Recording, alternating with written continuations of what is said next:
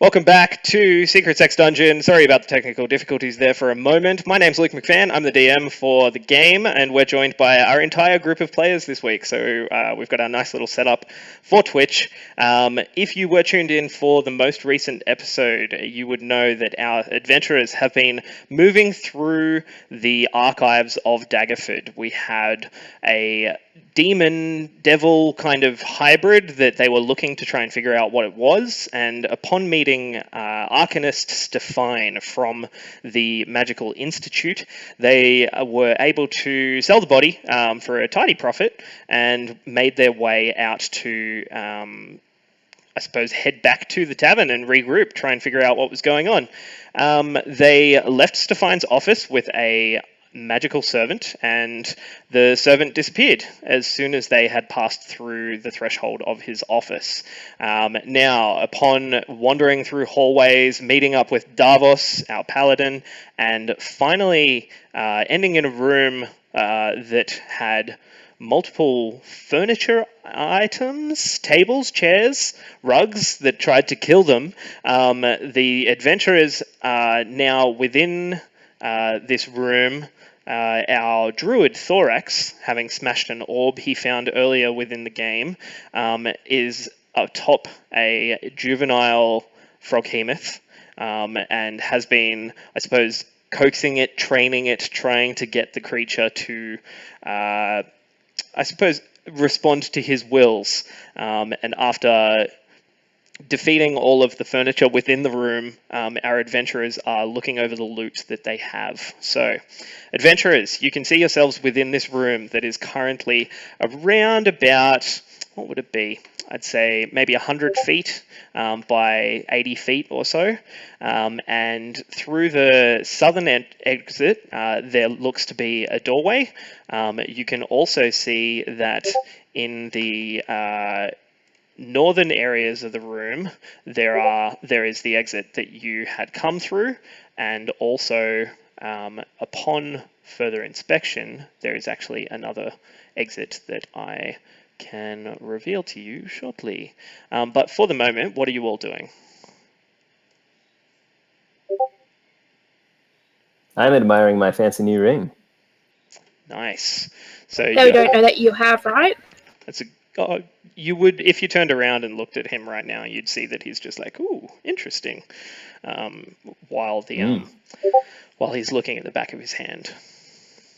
I'm kind of in the corner. I've cast my little cantrip, British Flame, to kind of study the inscriptions on this secret tube.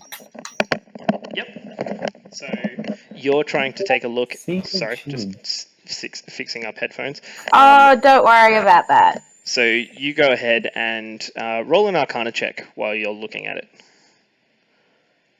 Fuck Arcana.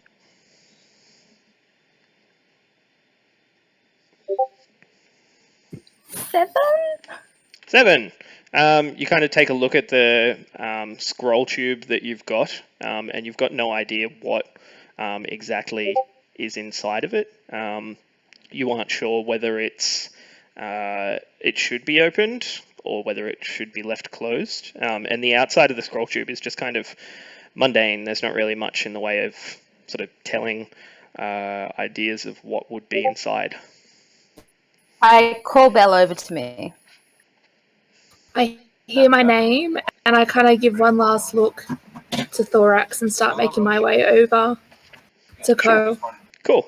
So you head across, and you can see that she's holding this leather-bound like scroll tube, and there's a couple of. And I go, first of all, I did not steal it. I give her a look. Oh, I just raise my eyebrows, and I'm like, "Yep, okay." But you do all that magic stuff. I don't know, maybe I thought you could read it, and then I thrust it in her face. So I touch it. Okay, catch it at it. And then I'll say, should we look at it now, or do you think it's one of those things we can look at a bit later?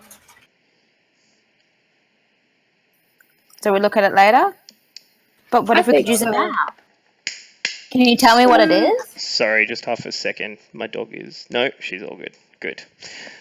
She was about to drink from a thing that's called bleach. bleach in it. Anyway, do you want to put a lid on that? yeah, I'm still on mic. I'll go put a lid on it. No, it's okay. I'm still I'll on put a mic. lid on it. So what are you guys doing? Alright, so I've just received the scroll. Yep. I would like to please do either. I don't want to do detect magic at the moment because we've obviously still haven't had a rest, and I've only got 2 first level spells left. Yep. So I was wondering if I could do maybe like a investigation or a religion check to see whether it might be something based with either of them. Yeah, so you can use an Arcana check if you'd like. Actually, that would be a lot better. Okay, sorry, I missed everything. Alright, so I rolled a 19 plus 19. 5, so 24. Cool. So you know that the tube isn't Yeah. cursed or anything like that. The entire thing seems to be just a standard tube. But when you open the lid on it and pull the scroll out, you can see that the paper is blank. There is nothing on it, but it seems to still have some kind of script that had been carved into it at one point, and holding it up to the small amount of light that Ko is using, like with her produce flame cantrip, you can see that there were runes that had been inscribed in some kind of invisible ink, and you know that this is a scroll of spell capture. You know that for this, you would be able to use your reaction to pull the scroll out, and essentially it captures a spell that is being cast at you. You would be able to hold up to a 3rd level spell within this scroll, which could then be used at a later date. Alright, awesome. So what I might do is... Could I use that? Or do I have to be a magic-y person? Anyone can really use it. It doesn't require like attunement or anything like that. But if so, Belle, you know what it is, and it's. Are you relaying this to Ko? Yeah, I relay this to Ko, and then I look at her and I ask, should we tell Magnus about this because this could be beneficial for the group? I think we should use it for the group, but who do you propose should have it?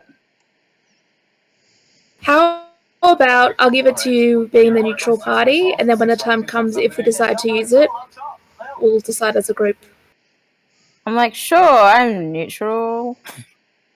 So I just hand it back because I can't be bothered putting anything else in my backpack anyway. And I squirrel it away, and oh my god. Cool. Okay, so you have that. You're currently, you turn back around and everyone's kind of distributed the rest of the wealth that was in the room.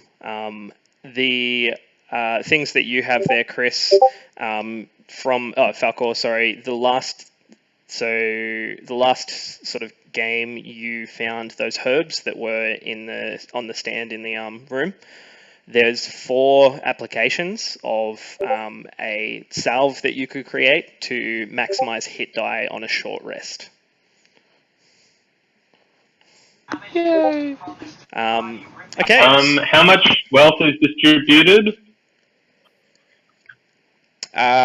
From memory, in the last game, I think you had roughly 120 gold worth of jewels that were in the form of 2 smaller jewels worth, what would they be? 30 gold each, and then one that was worth 60 gold. Also, remember that the rogue still has our platinum. What platinum? You know what? I look at you with a deadpan face. This is why you write this shit down. We can deal with this when we leave this place. We can sell these wares and distribute it later. Yeah, you know that you could fetch like a pretty decent sort of fee for all of the things that you've got in the market area of the of Daggerford's Market City. You are now standing around and you can hear in the background just sort of low grunts, these like and turn around and see that Thorax is kind of playing with this creature that he's sitting upon over in the north of the room. So Thorax, what are you doing currently?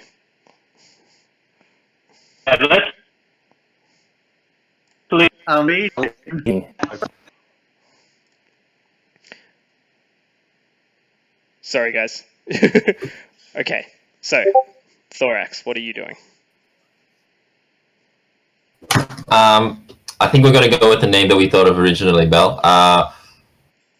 I'm just sitting on top of Thorax Jr., or Thoju for short. Thoju, fantastic. So I guess this is part of the party now, huh? Yes, I'm a parent, and from what I've learned of pigeons, I need to regurgitate resources towards it. And so I am chewing furiously on about half a day's worth of rations. Yep. And trying to get his attention. Cool. You chew down the rations like you're just making them into this like vomit-like mess within your mouth, and you kind of crawl over the front of its top lip and just spit into its mouth, and it kind of like chews for a second and swallows it down, and it just the maw just opens and is just like demanding more.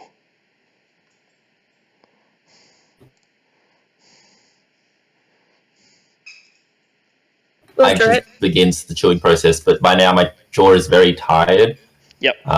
So I'm starting to think of a third option.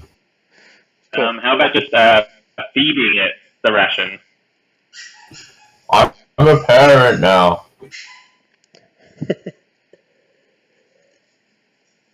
So amongst your new parental bliss, I'll say that to placate it, you actually use 3 days worth of rations to sort of put it into a state where it's not asking directly for more food. So at the moment, just mark off that you're 3 days of rations down from whatever your total was before. And Falcor, what are you doing currently?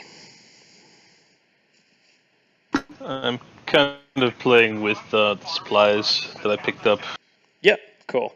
Okay. Just kind of, running them through my fingers, feeling the quality. Yep. So thinking about putting it together. Yeah. Perhaps check out this new door that we've just noticed. Yeah. So within the room itself. I am standing there. Yeah. So you can see that there are 3 exits from the room that you haven't come through. There's one in the south, one in the east, and one in the north. So it's up to you where you go, but if you would like to sort of have a bit of a look around, let me know. Okay, I prefer not the door in the north because there's a big giant frog in the way. I like the south one. Yes. Yeah, I'd like to steer clear of this frog. Any other takers? Okay, let's go south. Yeah, let's Thorax can play with the frog thingy. Yeah. Can I do a listening check at the door at the south? Sure. So go ahead and I'm just waiting for my computer to catch up with one thing, but take a roll a perception check for me, and we'll see what you find. 11. 11. Doesn't really sound like there is anything on the other side of the door. You're kind of just chilling, listening. It's just dead quiet. Yeah, there's definitely silence.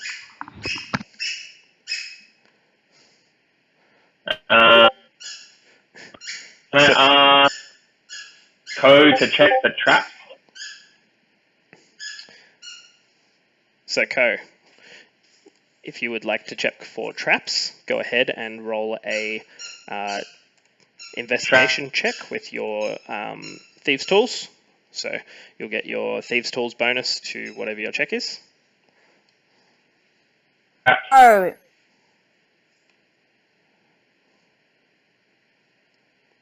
We've got 2 right here. Okay, I go check out the trap. Cool. Well, there's a potential trap, maybe. If there is a trap there, you're trying to sort of look for it. So go ahead and let me know what your hello angle you can't see with the naked eye, and then I just kind of all that sort of stuff. Cool. So roll a investigation check for me. Excuse me. What did you say? Got a bit cut off there, Lucas. Did I? Sorry. It was Taylor talking. So, Ko, go ahead and roll a investigation check with your thieves' tools. What do you mean with my thieves' tools? So you have thieves' tools which you're proficient in. So investigation check plus your proficiency, unless you're already proficient in investigation.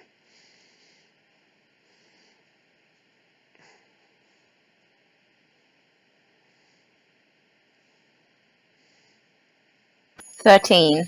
13. You don't know that this is actually trapped. It looks pretty fine. It seems like it's a little bit stuck. It's not necessarily locked, but you think that you could probably make your way through. Can I just yank at it and try to open it? Yeah, roll a strength check. 14. 14. You're like budging against it and it's not really budging. You think that this is pretty heavily stuck, as though someone hasn't been through here in a long time. I join her and also push while she pushes. Okay, cool. And I call out, Fortune, we need you! So go ahead and take a advantage on your roll there, Ko. So you've got assistance from from Davos. Good thing, because I rolled a 3. So 3. It says 18. No, it's 18. The first one was a 3. I was like, okay, oh dear. So 18 total. Takes a little bit of time, and you guys probably about 10, 15 seconds. You're pushing against this door, just like not really budging very much. Slowly it begins to give way, gets stuck again. I'll just get one more strength check from you as you're pushing this stone door open.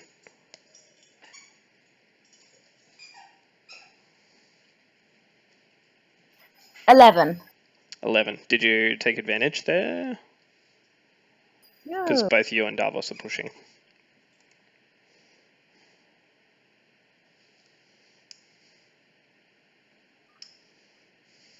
Nat 20! There you go. Yeah. Natural 20. Very good. So. It opened! I can't hear you, Luke. Nah, he's gone. Can you hear me now? Okay, Hello? so the door explodes. Hello? Are you guys able to hear me? The door splinters. Now yes, can. no, Yeah. maybe, yes, good. Sorry, I think my my computer's chugging a little bit with the amount of crap that it's running. But we have the door open. Stop running. Hooray! It's wonderful news. Mission complete. Let's What go a home. door. Yeah, I know, right? And you find your way out. You find a doorway that opens into some kind of room. There is a room in front of you guys, and you can see that on the at the front end of at the back end of the room, there is like a stone dais, like a I suppose like a, what would you call it? Like a temple kind of altar. That is at the back of the room, and above it you can see that there is a type of like a big painting, and on the front of the dais it says, "When blades pierce the sky, the dominion of maces shall triumph." Say again? So on the front of the dais it says, when blades pierce the sky, the dominion of maces shall triumph. Does that mean anything? I to you, kind of Davos, hide my that daggers description? away. I have no idea what that means. Both in Ko character takes- and out of character. Ko Yep. just takes it literally, and then she kind of like hides her daggers, not wanting to stab anything. Don't pierce the sky. Yeah, and you can Can see we that do we get a mace, right? I've already worked this out. It's the painting. You pierce the painting. There has to be a sky picture on the thing. yeah, so you look at the painting behind it, and there is a picture of like a I suppose a what would you call it? It's like a countryside. There's rolling hills, like a little homestead that's on one of the hills, and yeah, there's the sky painted in the background, a whole heap of clouds floating through. I kind of say, like, it says not to pierce it, because I don't know if we want the maces to win. So should we burn it? Why do we need to do I just put my anything? thing Why into can't we him. just walk past it? Walk away. Why can't we just walk past to the next door? Because we've got Pokemon syndrome where you want to check every bin. I don't know what this Pokemon is that you speak of. Aren't you even a little curious? That does sound kind of religious. Isn't that your jam, Davos? This is not my religion. While they're checking that, I look for a trap in the painting. Okay, so you're going to go into the room and check for a trap in the painting? Yeah. Oh, that sounds like a trap itself. I'm just clarifying what you guys are doing. This sounds like exactly what you did last game when Luke was controlling you. Yeah, but he was controlling me and he was trying to kill me, so there's a difference. Oh, but now you're doing it yourself. So I'm gonna be just like freaking careful as I walk in the room. Cool. Okay, so you walk. So show me where you move to as Ko in Roll20.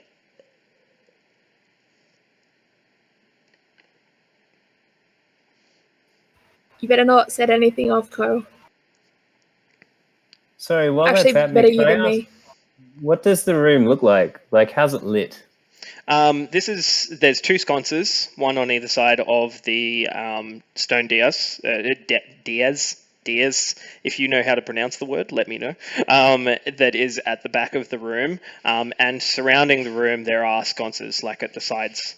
It's much better lit than the rest of the rooms that you've been in thus far, and much more than the actual, what would you call it, like the hallways that are notably dim.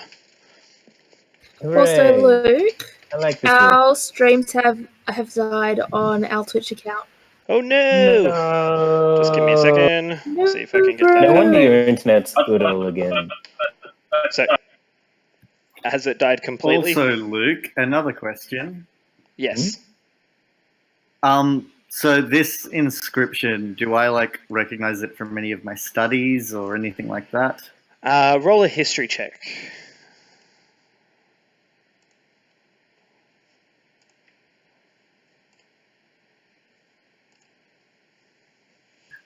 Yeah, that is a with proficiency 8, so... You're not 100% sure that you actually know what this would be referring to. There's no historical event that's really standing out to you. There's nothing that kind of makes any sense really about what this... Can I do a religion check? Yeah, sure. 11. 11. Okay, so you also, with the religion that you follow, you can't quite understand what this would mean. You know that maces sometimes are favored by paladins or those that would follow certain sort of, what would you call it? Certain deities, especially dwarven deities, and some of those that would be in the Orcish pantheon, those kinds of things, but you're not 100% sure. With proficiency 8, so... You're not 100% sure that you actually know. Ko. I mean, should I follow Ko? Yeah, so Ko, where did you move to? I'm looking at Roll20 and you're at the door. I kind of moved to the corner, where that door is, and I'm kind of peeking around the corner, just making sure that there's nothing gonna just jump out at us. Okay, and did you roll what was your investigation check? Oh, I didn't roll yet. Because you're checking for traps, right? 20. 20 total? What? Hello? Hello? What'd you say? Hello. I said it was 20, not natural. Okay, so 20 total. You can see that from here, there's nothing in the room that's going to jump out at you. You scan the roof looking for similar traps to what were in the last room, and it doesn't seem like there's anything. There's just the stone dais in the far end and the painting above it. Moving along the walls, I kind of creep up, towards it. Yep. I'm going to just walk up to the painting like a not weirdo. Okay, cool. So I'm not Co just glares at you. So yeah, you're about halfway along the wall, Co, and Magnus makes his way right up to the top of the dais. And you're about halfway there. So Magnus, I'm what just are you like, doing? good luck. I am inspecting the painting close up to see if anything looks off or skewish. Sure. Anything looking Macy? Anything Macy about this painting? Roll an investigation check. That's all we're going to roll tonight, folks. Just investigating the entire dungeon, which is good. You don't want to get stuck in a trap.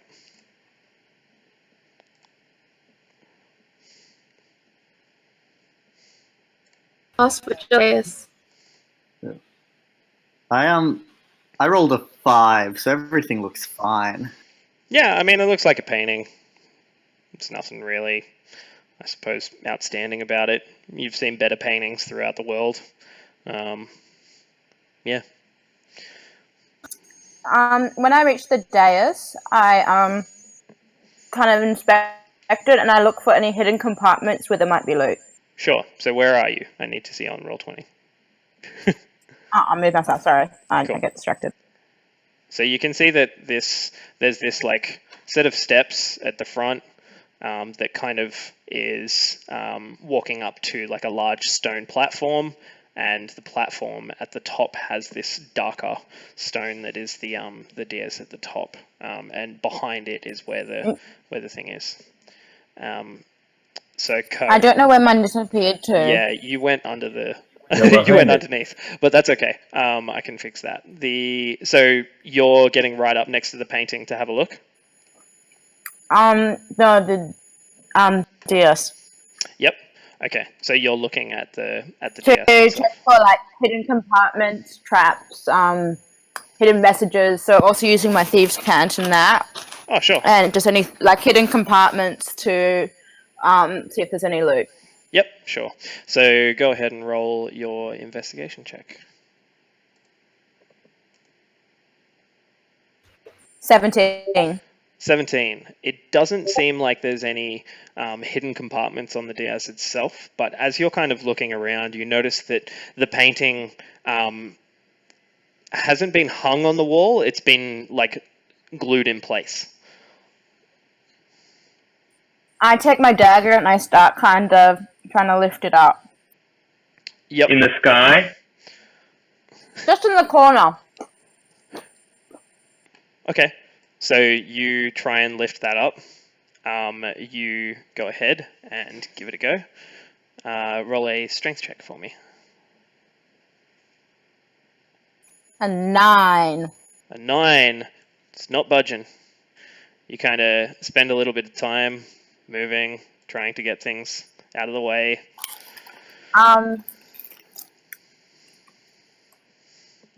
While she's doing this, I'm walking around the walls and trying to just have like just a bit of a look around to make sure that there's nothing, like there's no switches or gems attached to it.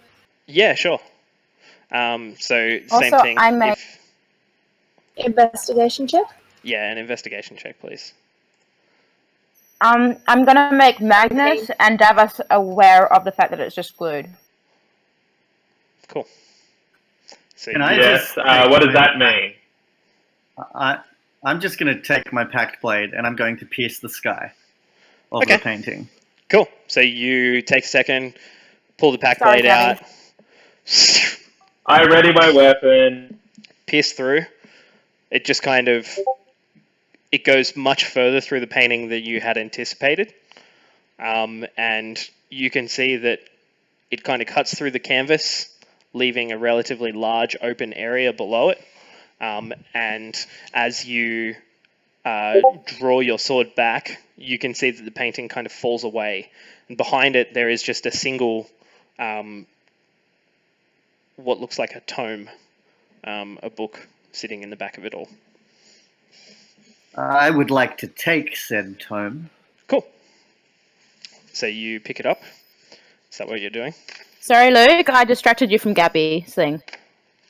You did. Gabby, what were you doing? Sorry. you were rolling an I was looking at investigation the check on the room. walls. Yes. Yeah, I got 19. 19, okay. So, as you were looking around the area where you are, a 19 reveals that there is, in fact, something that you had missed when everyone else was running into the room. And if you give me half a moment, I'll be able to show you what it is. You can see that right up against the wall here, there appears to be a door just behind you. It's very well crafted in. The walls are kind of like laid over with the same drywall, that the same like what would you call it, masonry that is covering the rest of the room. But you can see that it does recess slightly, and there is a the distinct outline of like a door that's maybe 4 or 5 feet tall. And there's no like piercings within the wall that any darts or anything can come out of? Not from what you can see here, and you don't think that it's trapped in the same way. You look along the top of the door, and you don't think it's trapped in the same way as the one that struck Ko earlier. Alright, so I call Ko over. I'm like, hey, check this out. Maybe this is what we were looking for. Can I see any thieves' cant on it or anything like that? Perhaps, but Magnus, you pull this tome out. The book. And you can see that I do. Inscribed on the front of it, it says, "The Daemonic Incubalium of Otalmos." Take it.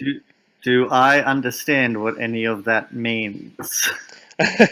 So you know that this is some kind of binding of arcane knowledge.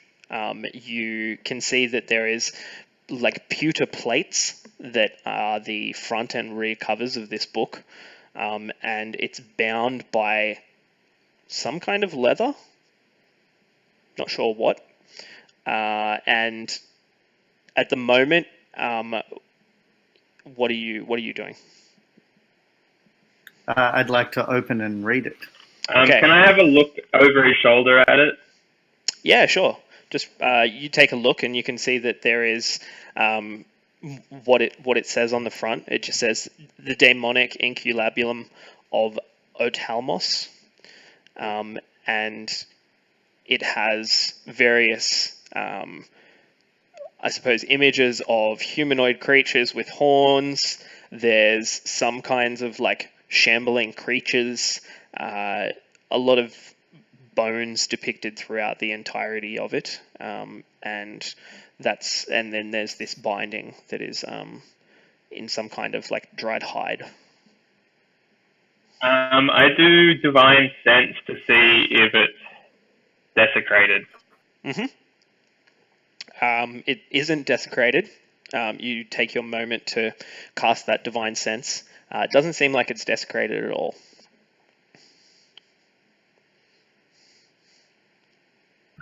I'm not waiting anyway. I'm just opening it and reading. I am beholden to seek knowledge. Okay, so you go to open it. Very nice. And you grab onto the small tab of like leather and begin to pull it back. It's wrapped around a couple of times, but as you begin to pull it back, it snaps closed on your hand, and it feels as though there is perhaps 5 to 10 teeth sinking into your fingers, and it feels as though this book is perhaps guarded by some kind of spell. You're going to take 3 piercing damage as the binding kind of snaps closed on your hand, but afterwards you do feel that this could be something that is bound shut by some kind of magic. I react to that and then strike it with my sword. You just openly like hit it. Cool. So roll an attack. Natural 20. Ooh, wow. Okay. So, because you're attacking... Yeah, cool. So you're attacking with a magical weapon, which helps, and you manage to sink into some of the pewter, and you can see that your sword kind of goes through the front plate and into about 2 or 3 pages. And as you kind of pull your sword back, it's stuck on the end of this book.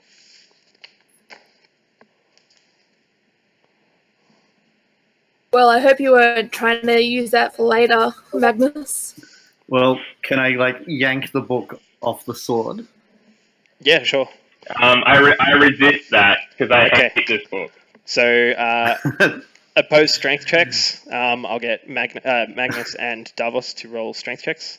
If you're trying to keep this away from him, Davos, then that would be what you guys are doing. I turn to Co and I roll my eyes. I'm like, men can be so childish. 18. And Magnus? 9. 9. Yeah, Davos, you're able to keep this away from him.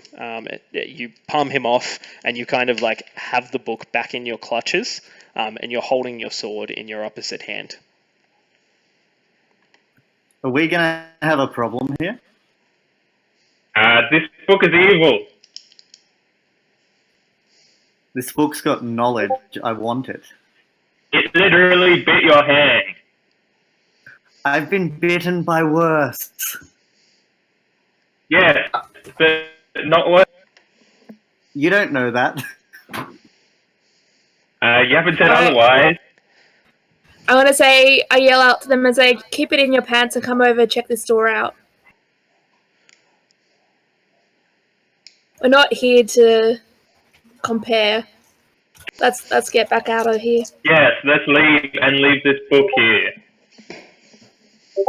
Sure, let's leave the book here. I do an insight check. Yep.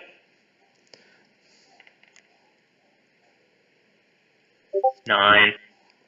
So Magnus, roll deception or persuasion. Either one is fine.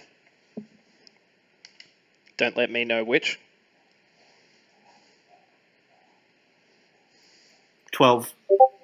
Cool. Yeah, he seems legit. I glare at him. So what are you doing with the book, Davos? I hurl it back into the wall behind the paint. After he does that, I look at Magnus, I wink, and then I call. Obviously, like Davos didn't see it, and then I call Davos over and say, "What do you think? Should we go through this door?" And it like gives him like a little window to take the book if he really needs it. No, I'm still looking at Magnus. I don't trust him. That's fair. So you're keeping your eye on him, but for the moment, Bell, you're I'm with Davos on this one. I don't think he's I haven't trusted Magnus since the old hag, to be honest. Get over it.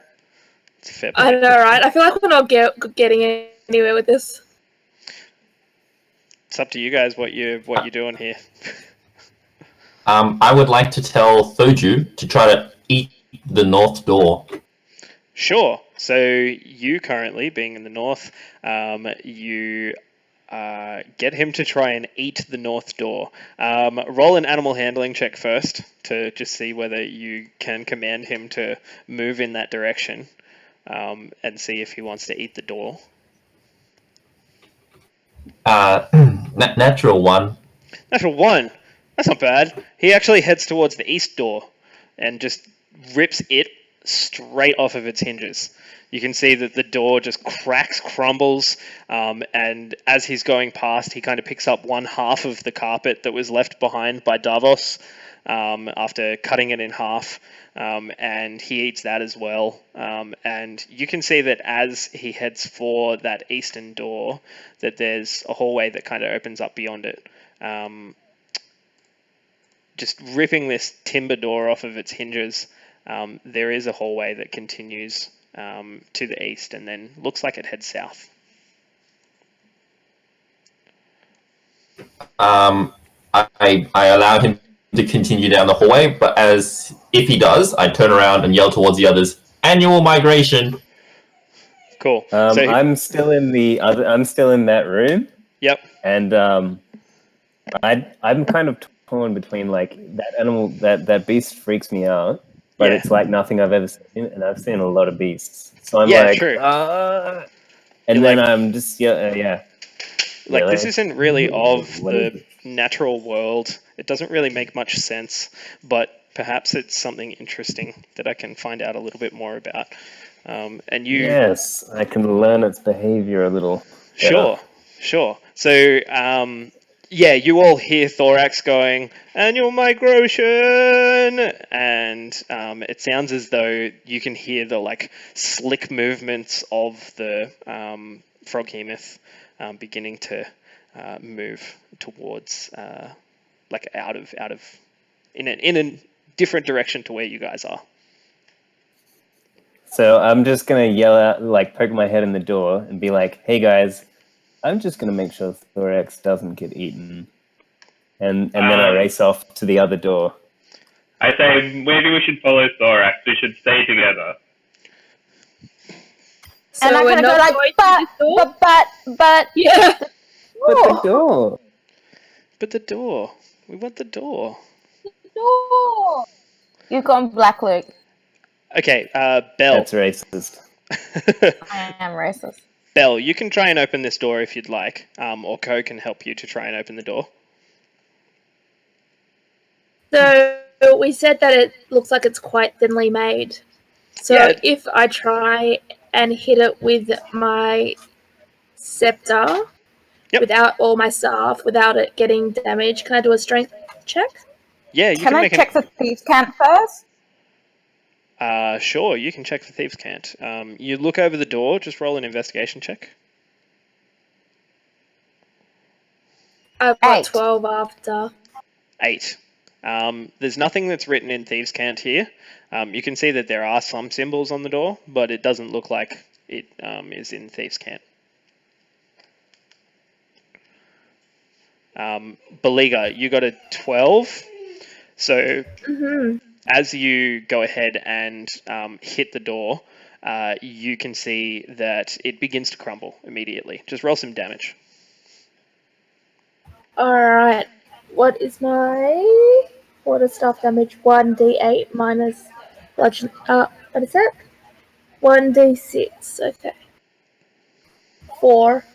4 damage. So you crack the door and you can see through it. Currently, the door is still there. You could stand here for about another few minutes and try and bash the door down.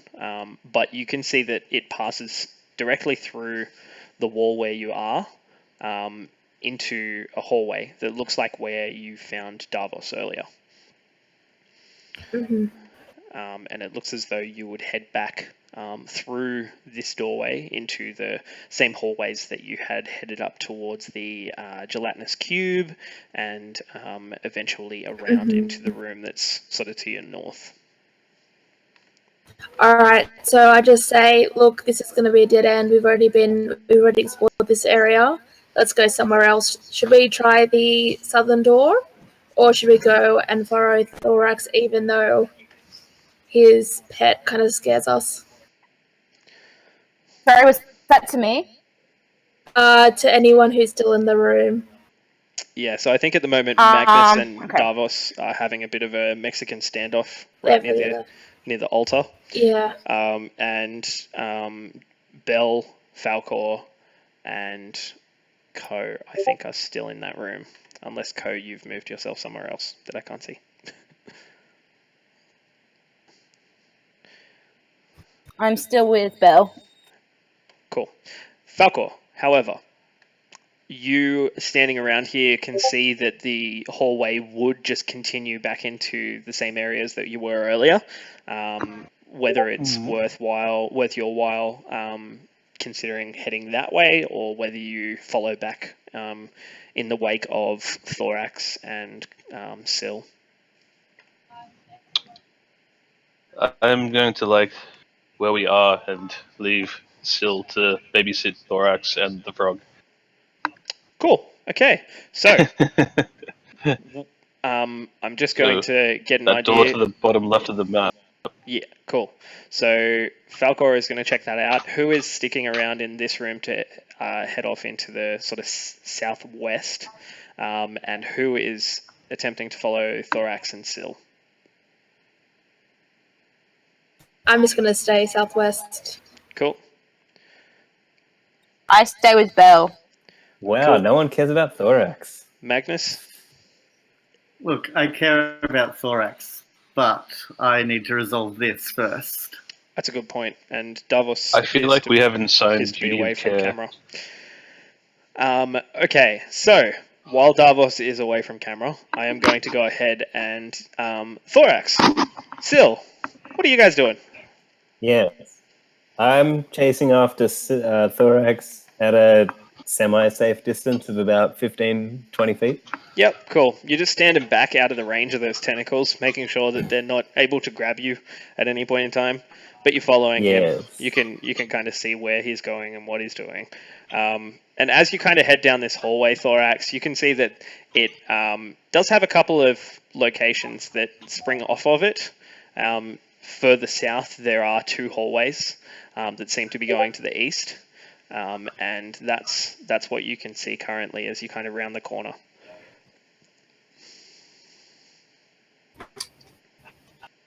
I'm going to let Thoju take control. He needs to grow up eventually. Cool. And he's done well so far. Sweet. He just begins sprinting like straight down towards this point here. If it's going to come up. If you want to move yourself down to that bottom hallway, that would be lovely. And you can see that as you run past both of them, you can see sort of 2 things going on. The first hallway has a door at the end of it, and the second appears to just finish. But you can see that Thoju is just charging now straight down this hallway towards this point at the end of the hallway. And he's just about to pile straight into it. So you're moving at a pretty high speed right now, Thorax, and you're heading directly for a solid wall. What are you planning to do?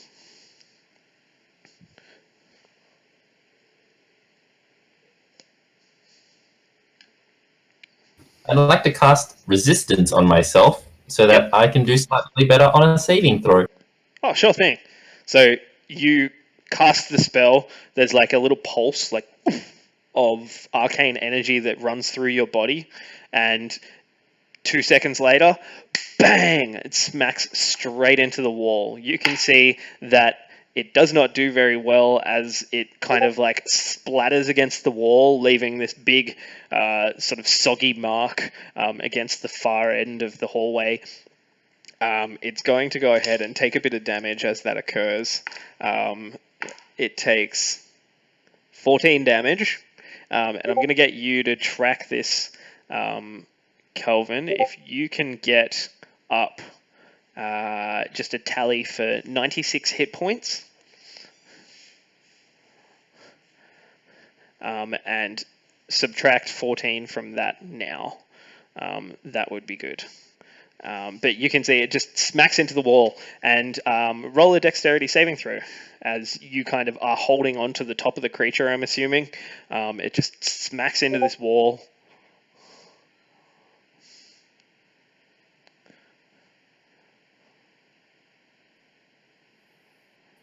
What's going on? 5 + 2 + 2, 9.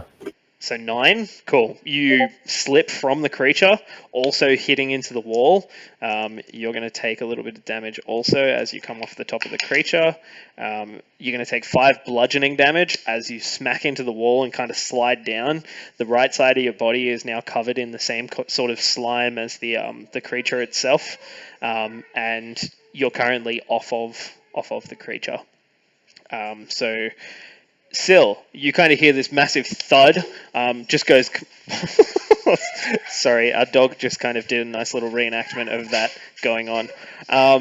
But you see Thorax and Thoju just sprint down this hallway, and as you finally catch up and round the corner, you see, bang, this massive smash into the end of the wall.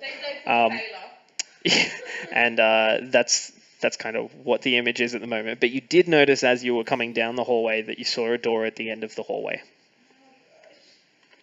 At the end of the previous hallway. Sorry. Yes, yeah. Very nice. I just call out, Thorax. You okay? Doju knows how to do trap checks. We're clear. Okay, do you need help? Nah, it's alright. I'm just gonna walk it off. Just walk it off. Yeah, there's a door this way. Do you want to come this way to the door? There might be some healing supplies. So yeah, go on, go ahead. We'll be there soon. Just gonna lie down. Just gonna lie down for a bit. Okay. So you kind of what's going on with Sorry, what was going on with Davos and Magnus there? That's a good point. So Davos, Magnus, are you both here? Yes, now. Okay, cool. So, what is going on? Davos, you put the series of, like the tome back into the wall itself. The painting is still kind of like folded open from where Magnus like sliced it through. And you can see that Falcor and Bell are currently heading for a door that is in the sort of southwest of the room. All right, I follow those two. Cool. So you walk across, and I'd say just roll a perception check for me. To like, I'm certain that right now you're trying to keep your eye on Magnus, right? Yes. So just roll a perception check for me.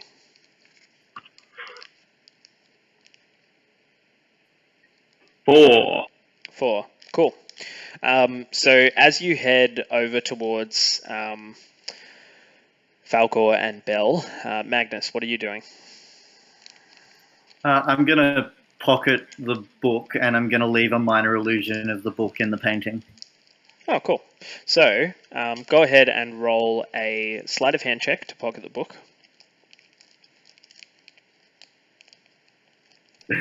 6. 6. You actually make a fair bit of noise when you're doing this, and despite the average amount of sort of perception that Thorax had, he turns his head and sees you kind of elbow deep in the wall. Do you mean like? Are you sure you mean Thorax? Oh, sorry, Davos. Sorry. Yeah, Thorax sees through planes and can see what you're doing. No, but Davos, you can see that he's kind of like looking back over what you've just done. I shout, "Get back here!" Let's say, okay. With an intimidation check. Mm-hmm. So roll intimidation. 13. 13. Okay. He's. You know that he's a bit pissed off right now, Magnus, but you feel that maybe you can still switch it out and leave a minor illusion. So go ahead and just roll a second sleight of hand check. You're so lucky. Natural 1. Natural 1. What a fuckhead. No, you pretty much like pull the book out, and it's like in your hand, solidly. And Davos, you notice this immediately, and he scares the shit out of you for a second, Magnus. You can see like the fire of his hellish lineage like flaming in his eyes, and it just looks as though, you know, it's not worth taking this book right now after what you have already endured and what you may endure to come within the archives here.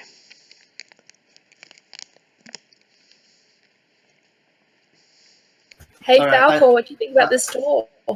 I leave it, but I'm super pissed off at him, so I'm going after Sil and Thorax, and I hope he dies. Okay, cool.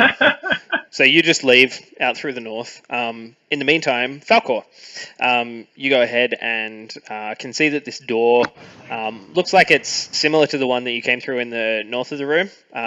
So what are you doing? Am I able to just... is the actual door open, sorry, or closed? It's closed currently, and looks like it might... you're not sure if it's locked or if it's just closed, but it is currently closed. Okay, I'll go up to it, and can I do some sort of perception check or something to see if I can get it open, if there's any traps or whatever, because this place is scary. Yeah, for sure. So you can roll an investigation check. So roll. That's the one. Yep. Yeah. Look behind you. And that is 9. 9. Yeah, it doesn't look like it's trapped. I mean, it's the same as the door that you came through, pretty much. Like, it doesn't look like one of those secret doors that everyone keeps finding. Yeah. Okay. Can I push it open? Mm-hmm. You brace against it and begin pushing. Just roll a strength check for me as you begin pushing against it. It's a bit stuck. Yeah. Sorry, is this another stone one then? Yeah, this is like a stone door, like the one that you came through at the top of the room, not the Sure. the flimsy one that you were able to bash down. 14. 14. So you can see that the door begins to open, creaks open, and right now it looks as though the area in front of you is a hallway of sorts. You can see that there is both to the north and south, like an option for travel. And at this point, having made it through the door, you can see that there's both north and south that you could take. Can I actually yell down the place we just went before to Syl and Thorax to get their butts over here? Sure. You yell out from where you are, and you're just like, "Oi, get back here!" Magnus, Syl, Thorax. You don't hear anything. So I can roll for that one. Survivalist. Currently, you guys are kind of separated by about maybe 500 feet and a couple of hallways and rooms. So it seems like you're heading in very different directions, and it's quite difficult for you to keep it together if the party is split. However, for the moment, you do have this hallway that is in front of you. So what are you doing? Let us proceed in. Is Ko with us? I heard say the box. Sorry. Yeah, so I think Ko is with you guys still, right, Beck? Yeah, I just lost my button and it fell behind the thing. Oh, let me see if I can rectify that. I should be able to go ahead and move it for you so that you can get back Ko to to go in and do the whole trap findiness, which she is good at. Yeah, cool. That's all you guys haven't used me for. I'm so much Her more than rogue that. skills are too strong. She hides underneath like all the Roll20 stuff. The rogue skills are strong with this one. I also like to refer to you as a meat shield. That's a funny one. Thanks. But I heal you, so it's a win-win. So Ko, go ahead and roll a. Sorry, just half a second. Go ahead and roll an investigation check. I'll say that you've gone ahead and found your way into 8. Fantastic. I think I've deleted you off the board, which is just wonderful. I'm going to go ahead and just put you back right over here next to Davos. There you go. Where did you come from? Ta-da! She's back. So it's my rogue sneakiness skills. It's pretty cool. You don't see any traps. It doesn't look like the hallway's trapped. You haven't come across any traps in hallways so far. Looks like everything's kind of up to scratch here. I relay that information to the I say, if we don't find anything, we should go back and find the others. Cool. So you guys scout for a little while, trying to have a look around. You see that the hallway that you're in, you head to the south for a moment, and it seems to just end in a dead hallway. You continue north, and looking along this extremely long hallway. Again, it doesn't seem like much sort of is going on there. You continue, and it seems to bring you back around to where you had started.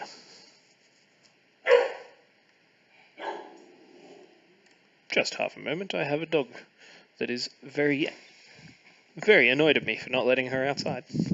So after about maybe 15, 20 minutes of walking through these hallways, you find that you have explored just about everything that would have been in this area.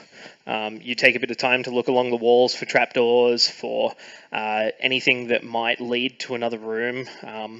Just everyone go ahead and roll an investigation check for me as you begin walking through this area. 18 for Falcor. 18, 4, 9. Bell? 12. 12. Falcor, it seems like there's really nothing. You kind of pass through a whole heap of hallways, even through the area that you had gone through before. You go check the room that was full of that had the gelatinous cube. You come back down into the animated furniture room. It doesn't seem like anything else, except for the doors that you haven't gone through, or those that Syl and Thorax have passed through, are of worth spending any time on. Alright, I go to follow those guys. The Cool. smart guys.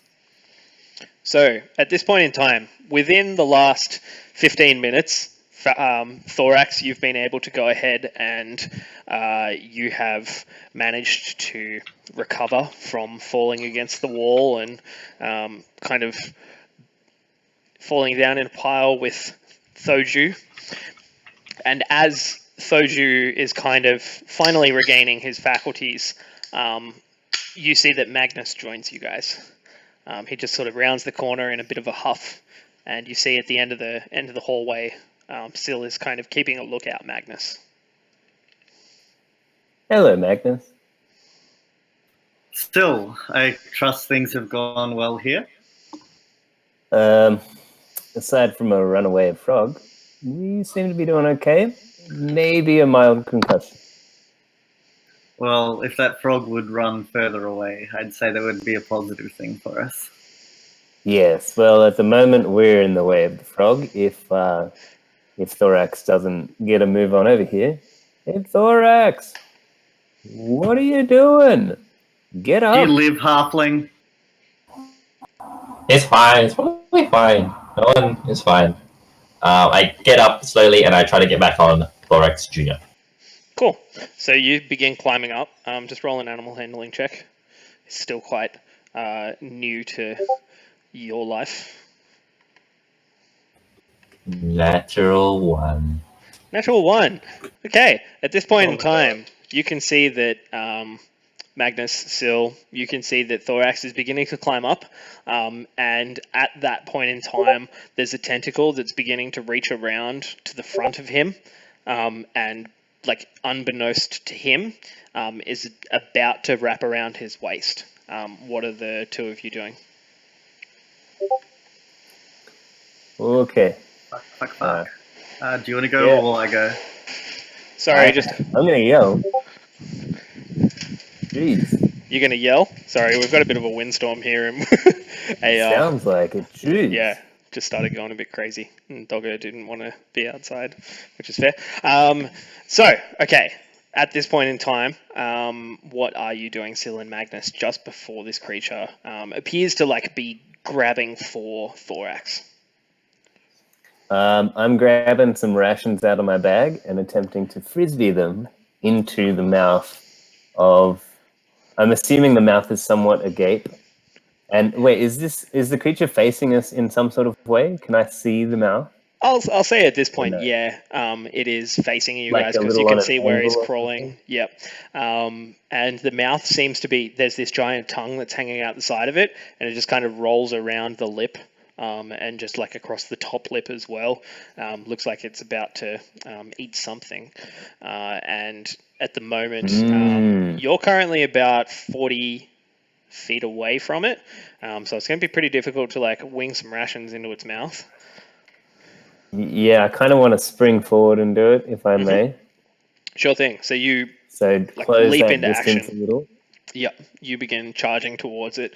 You've got a couple of days of jerky in your hand, and you're just like charging, getting ready to like slam dunk that in the frog's mouth. As you jerky ball. Maybe not at point blank range. Maybe you from remember like the 3-point line. If you know what I mean. you remember at a young age playing jerky ball quite frequently. It's the same principle. But yeah, you take the day's worth of rations from about 10 feet away, and peg it into this creature's mouth. And it kind of offsets it for a second. Thorax, you make it up to the creature's shoulder, and you can feel something just pressing into your back slightly, like rather large, wet, round. Keep it clean. It's just pressing into like the shoulder blades behind you, and against like the creature. And as Syl, you throw these rations down its throat. Gonna see how it likes that. So it pauses for a second, looks back at you, and it's just like, and like licks its lip, sucks down the rations. Yeah, Magnus. What I want to do is I want to like have my hand ready, like leveled to fire an Eldritch Blast, but I'm waiting, and it's like if it eats the jerky and is satisfied and leaves Thorax alone, that's fine. But if it like coils around him, I'm going to loose the blast at the tentacle. So you have that prepared and just ready to go. Still, you lost about maybe like 2 days worth of rations in what you had in your hand. And you throw it into the creature. It kind of stops for a second, and it's just like grabs Thorax and puts him up on top of his head, right next to the eye stalk. And you can see that the creature's just still sitting there, licking its lips, looking around. Okay, do I have the chance to move again? Because I want to bail away from this freaky creature. I'm just going to try and run straight past, because I'm up close now, and it's freaking me out. Like, it's massive. It's a big creature. It's not a pretty sight. Yeah, it's like, So it's like, I'm going to go check if that door's unlocked in case we need a way out. And Cool. So, you keeping your eye sort of like out of the corner of your eye, just keeping a bit of a tag on the creature, you round the corner, and Thorax kind of stays where he is for the moment. I'm going with Syl. Yeah, cool. So Magnus, you let that Eldritch energy disappear, and you follow Syl around the corner. At this point in time, you do notice the others kind of coming down the hallway, and it seems like Falcor is on point there.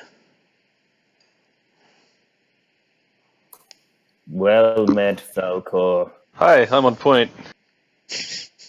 That sounds comfortable. It really isn't. Cool. So you guys head down this hallway, and head towards the door that is at the end of it. You can see as you come up to the door, it's an old timber door, steel bracing across the top and bottom, and in the center of it, it says Medica. Sounds good to me. Do we know what language that is? I'm in a bit of a rush. Sorry? Oh, yeah, you carry on. You look. Yeah, sure. So, Falcor, you're trying to recall what language it's in? Yeah. Common.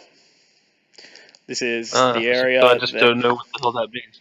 Everyone understands. Yeah, you've never really been to a Medica, like a location where people would be healed or, research would be done on the human physiology. It just kind of is, foreign to you. I open the door. Cool. You open the door, and I agree with this.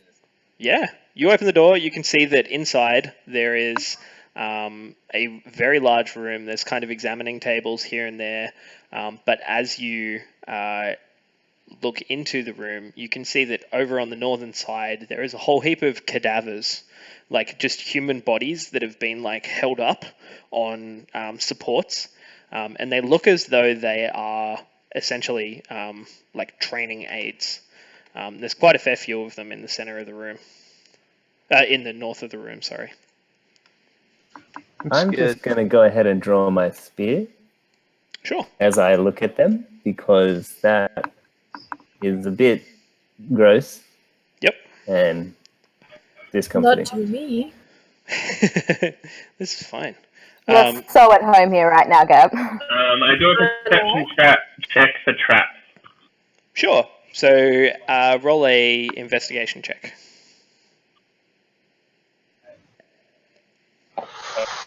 3 minus 1. Cool. Doesn't look like there's any traps in here. And as soon as you say that and everyone else is kind of following behind you, you see this pulse of green energy come from the doorway. It just boom, sort of similar to the spell that occurred in the previous room. And as you see it move across the entire room, I'll just get everyone to roll a perception check for me.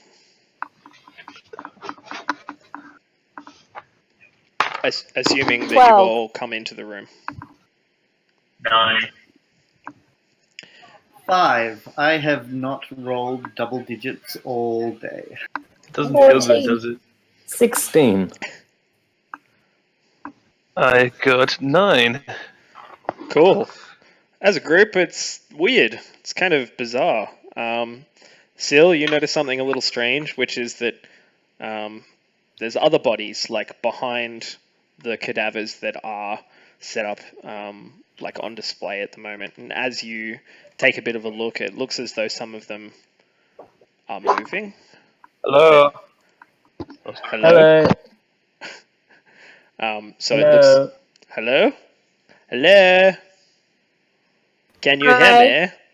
Am I That audible? was me. Who was that? Okay. Yeah, so, I heard that. All good. Okay, good. So as you begin looking across the room, Sil, you can see that there is in fact a group of bodies that are behind the cadavers and appear to be animating. It looks as though they are turning from piles of arms, legs, and torsos into corpses that are animated. Just arms begin moving. They kind of are pushing themselves to their feet. And as that all occurs, what are you doing? Because you have noticed it. Well, yes, I have noticed it. I'm just going to point my spear straight at it, and I'm going, Bell, what the hell's going on? Over there. I don't know, but it looks interesting. So, Bell, as soon as your attention is brought to it, this resembles a spell that you have wished to acquire, which is Animate Dead. It looks as though these creatures are becoming motivated to move by some kind of arcane spell. And as you look across, just roll a perception check for me. 20, not natural. 20. You can see that in the back of that entire room, somewhere around here, there is a staff that is resting under a table.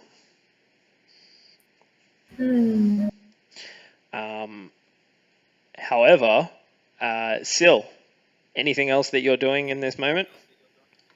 After I've pointed the spear, I hope to send it in that direction as well. But how far away are they?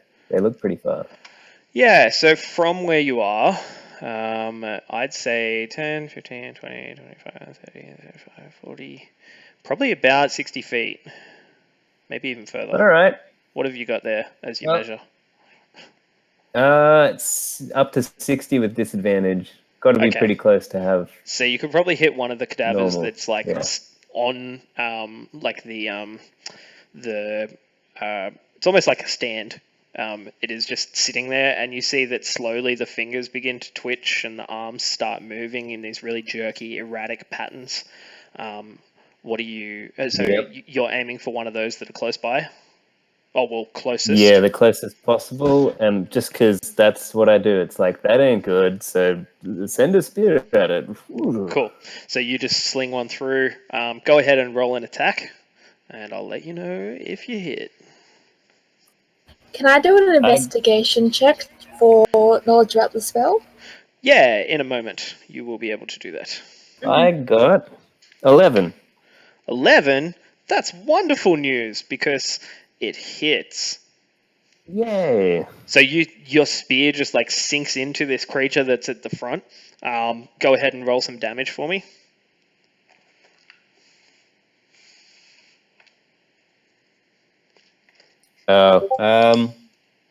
I got 7 piercing. 7, not too bad. So you can see that the creature just kind of like it goes straight through its rib cage, this spear, and it just kind of pops a couple of ribs out to the side, and it just begins moaning. It's just like, and it looks as though it's trying to shake itself. Yeah, trying to shake itself free from the stand that it is on currently. But right now, At that point, I kind of whisper to Belle, and I'm like, "What's he trying to say?" that's a good point. What's he trying to say? And everybody roll initiative. Because some shit is about to go down. 24. Oh, that's a spicy initiative. 20 plus 1.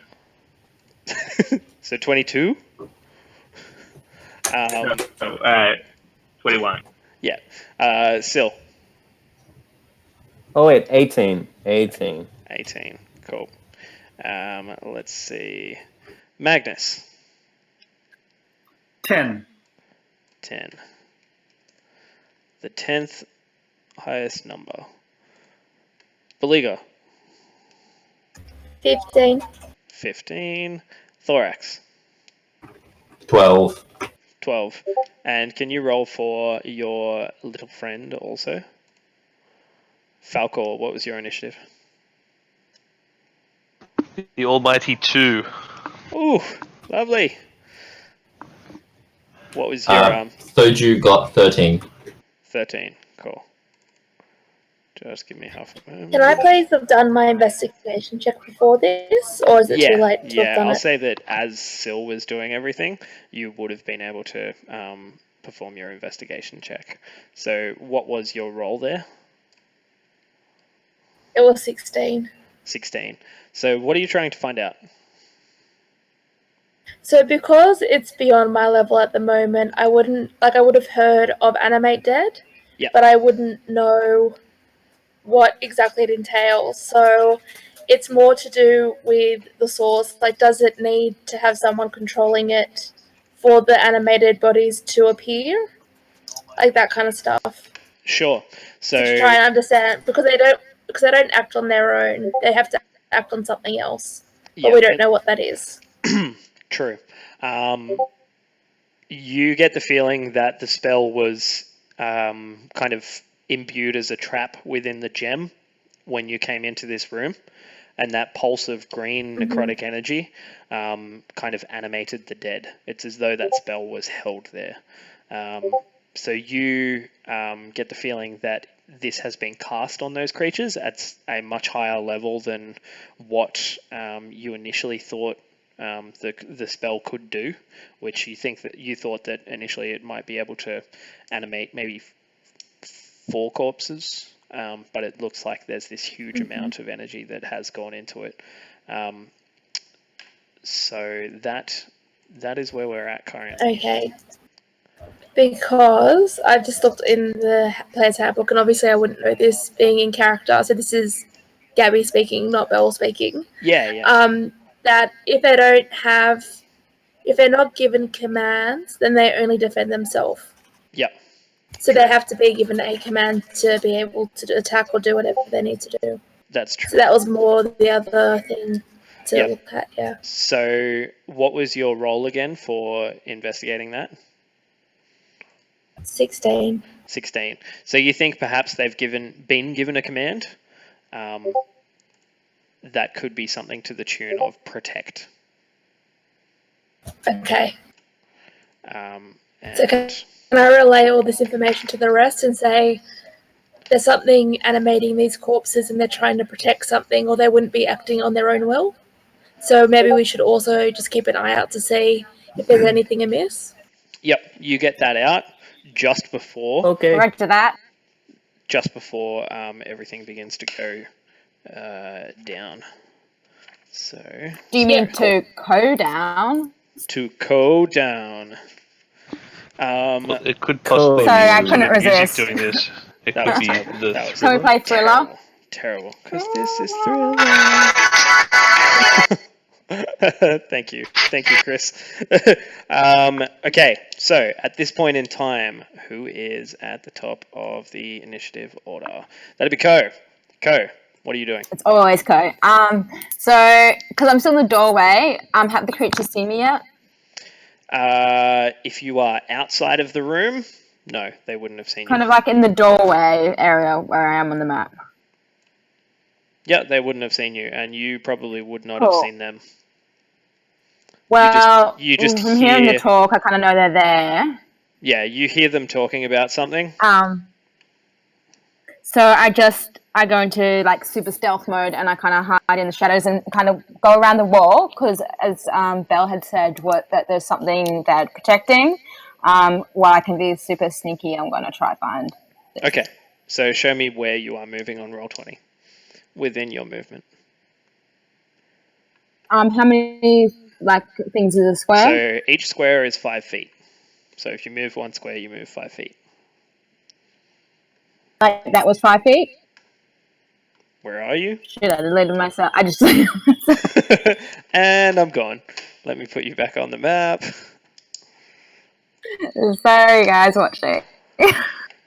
So just let me know, what were you trying to do again, sorry? Just sneak around the edges to see what they were protecting, hiding in the shadows. Okay. So are you going north or south?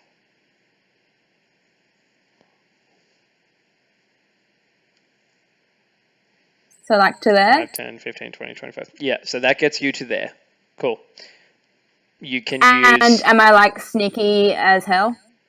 You could use a bonus to try and hide using your rogue yes, please. hide ability. So just roll a stealth check for me. 16. 16, cool. So you think that you're currently hidden, and... What do you mean I didn't think? Well, that's what you think. Okay, so at this point in time, comes around to Syl. It's your turn. Your spear, having flown 60 feet across the room, embedded in this creature just here. What are you doing? Wait, I got a 21. Davos got higher than me. Oh, shit. It didn't work. Okay, yes, Davos. My bad. What are you doing? I go over and ready. Can I, prepare to strike if I'm not far away enough? I mean, not close enough? You can be prepared to strike the next round. Essentially, what you can do with your action is take 3 things to do with combat. 4 things. So you could disengage, you could take the defense action, you can dash, or you can attack. So if you dash, you can use 60 feet of movement instead of 30. If you take the defense action, it increases the dodge action. It increases. They get disadvantage on their attacks.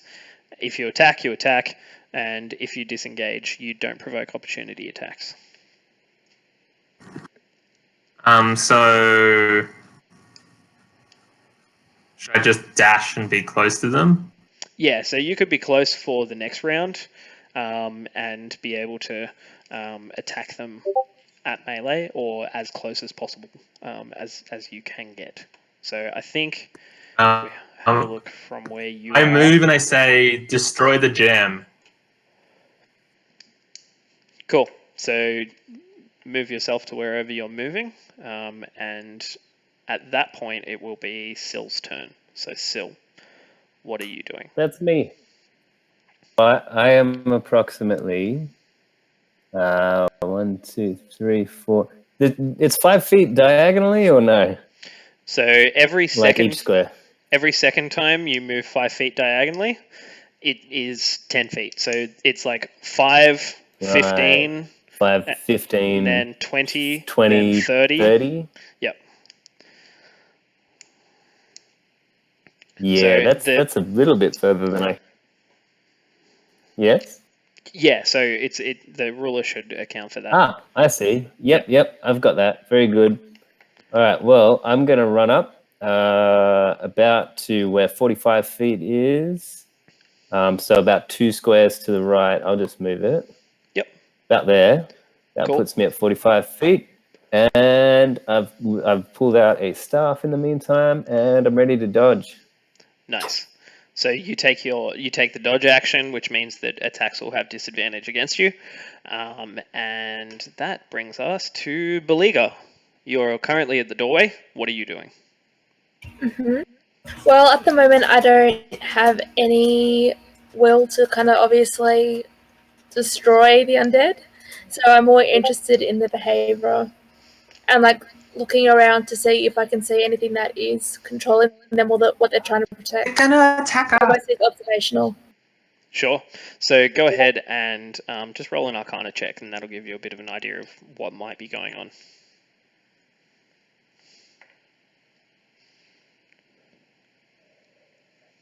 Nat 20. Natural 20. Nice work. Okay. The ultimate necro. The ultimate necro. So you understand that this spell that has been cast by a gem essentially was left to be triggered when someone walked into a room. So it's using elements of spells like Alarm and obviously Raise Dead. And so you think that something within the spell gave the command. So whether that was something to do with a message spell to the corpses, but it seems as though they are all moving into position around the far corner of the room.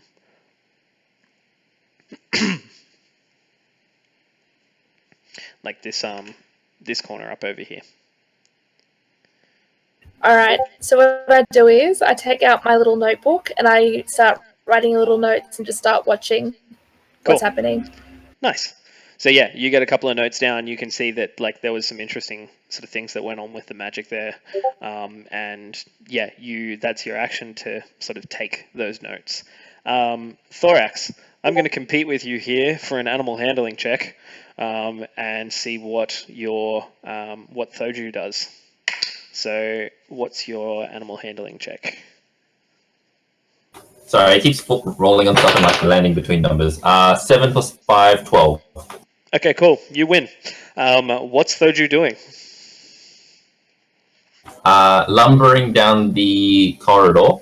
Cool. To see what the kerfuffle is about. Cool. So if you use his action to move, he gets a maximum of 60 feet. That'll end well. Cool.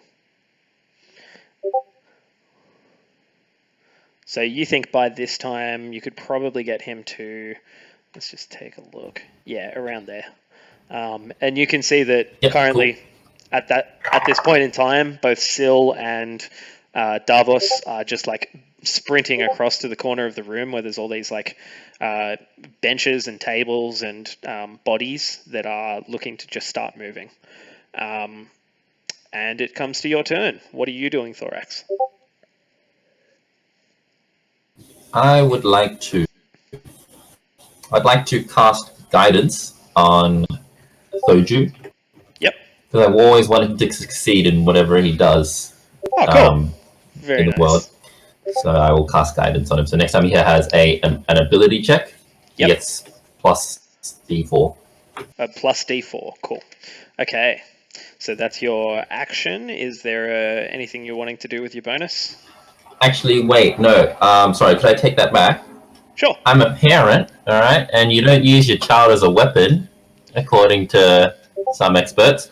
So I actually tell him to stay put, and I turn into a sausage dog and charge into battle. Nice. So you leap from him and use your beast shape to turn into a sausage dog, and you jump off. Yes. Nice.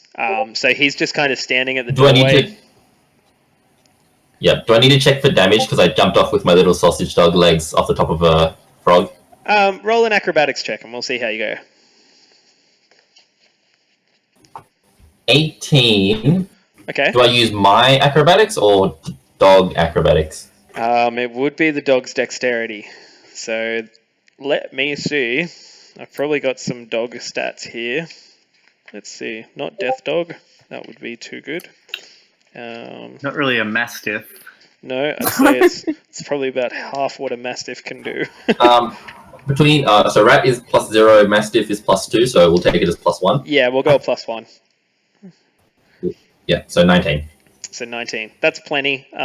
Plenty graceful enough. You kind of actually push off of Belle as you're coming down, and you like feel these paws on your shoulder, Belle, and a tiny little sausage dog begins running into the room. So as a sausage dog, your movement would be 30 feet. So move yourself to wherever you would. Cool. I'll just put a circle. I'll just put a circle in place for our lovely little frog friend, and if I can give you the not that. Let's go. There we go. I'll give you control over moving that as well. But for the moment, that's what you do. You move about 30 feet into the room, and it comes to Magnus's turn. So Magnus, what are you wanting to do right now? So that green square, is that the gem?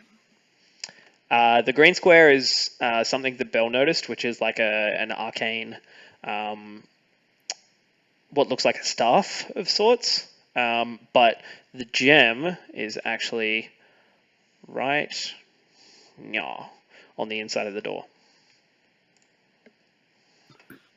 Cool. So I can see the gem and I'm in range of the... Oh, it's right behind me, is it? Yeah, it's almost as though when you've walked through the door, it's been triggered. It's on the left-hand side. Okay, so let me just... how far away am I? At the moment, you have 5 feet, yep. 5 feet, so that's melee range, right? If you were standing next to it, it'd be melee range, but from here, you're essentially over 5 feet away, so you're not melee. So if I blast it from here, do I have disadvantage? Nope. Okay, well, I'm going to blast the gem. Cool. So roll an attack. 10. 10. You see that the Eldritch Blast like fires out and sort of hits against the gem, but doesn't seem to crack it or do any damage. If only you had an orb to hit against it. Interesting. Okay, well, can I use my movement to... Let's see. Yeah, I'm just gonna...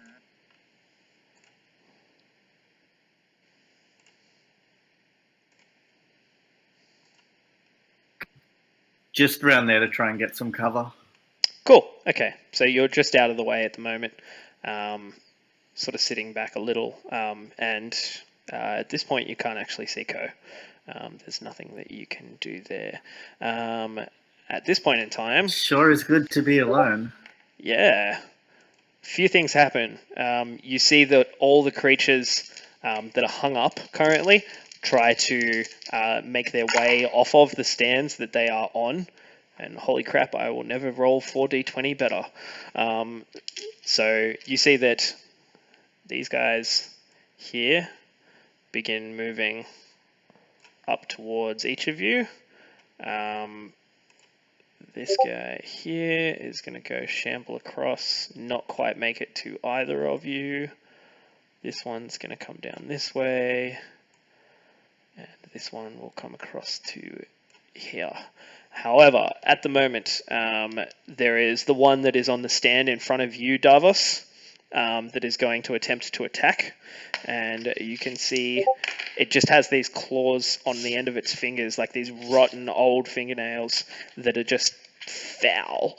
It begins slashing down at you, and you can see an 18 come down across, like the claws come down across your armor. Does an 18 hit? Ow. Ow. I'm going to say that yes, that does hit. So you take 4 bludgeoning damage as the bludgeoning fist kind of claps against your armor, pushes you back a little bit, but you stay within range of this creature. The one that is attacking you still goes ahead and is going to hit with a 17. Does that hit? Well, that's presumptuous, and my armor class is 17. Ooh, okay, so it just hits. So the damage that you take there is going to be 7 bludgeoning damage as the creature just... I used dodge. Oh, so it has disadvantage. That's a good point. Sorry about that. Correct. And a 15 won't hit you, I'm assuming. Yes. I'm too fast. Nice. You make it. He should take the hit just for saying he's too fast. He's too fast. Smack! The second one hits you. I'm throwing him off like Ali. I'm like messing with his mind. It's very monk-like. That's awesome. Okay, so at this point in time, the only other thing that you can see is that there are the group of animated corpses that were behind these creatures begin to stand to their feet, and you see them surrounding the table. Sweet Jesus. And they are just beginning to animate. It looks like they'll be acting on the next round. So, comes to Nice knowing you guys. Falcor. What would you like to do? Hi. Hi. I'll probably take a few steps to the right and get line of sight to the one attacking Syl and do my longbow thing. Cool. Thank you. Along with crap, what was the name of that? Ensnaring Strike. That's the one.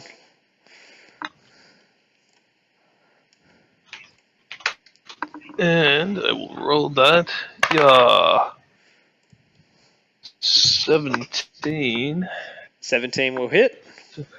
Yay! So go ahead and roll some damage. And do they roll a Constitution save, or is it a Strength save? Strength. Strength. That's going to be a 4, so I'm assuming that does not hit. Excellent. It does not succeed, sorry. Yay. Alright, so I roll my longbow damage. I just said D8 gone. That is 3 plus 3 piercing. 3 plus 3 piercing, that's going to be 6 damage. Nice work. And so that was against this creature here, the one that has a little blue mark next to it. Take that. Cool. It comes back around to the top of the round, and Ko, what are you doing? I'm going to make a run for it to hide. Okay, so you're already hidden. Are you going to break cover and try and hide somewhere closer by, or what's where I just moved to. Okay, cool. So just roll another hide check. 16. 16. Very good. You don't think that anyone is seeing you at the moment. So you used your At the bonus same action time, to hide. and then can I also hit my blade while I wait? Yeah, I'll say that for sure. You cast Produce Flame, and it begins to heat this blade that is in your, in the wrist of your shirt. You do that, and it comes around to Davos's turn. So Davos, what are you doing? I shout out again, destroy the gem. Yep. Can I use a persuasion check with that? Yeah, I mean, or is that? I don't know that anyone's kind of not against what you're doing, what you're proposing. But if you're trying to persuade someone to do it, then you could like target someone and say, ask someone to do that. Nah, whatever. I hit the first one near me with my sword. Yeah, so the one in red. Cool. So roll an attack. 22. 22 will definitely hit. Roll some damage for me. 11. 11. That's pretty wicked. So just roll a d20. Let me know what the result is. And 9. A 9. It's not bad. So you bring this sword down and begin cutting into the creature. You take 2 swipes, and you manage to lop its arm off. One of its arms is now on the floor, and the other is like still trying to thrash at you. So that is your attack action. Anything else that you're doing?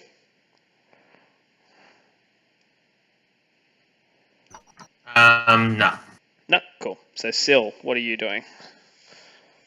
Well, I've got a dude staring me right in the face, and I've got a staff in my hand, and I've just dodged like Cool. a sneaky bastard.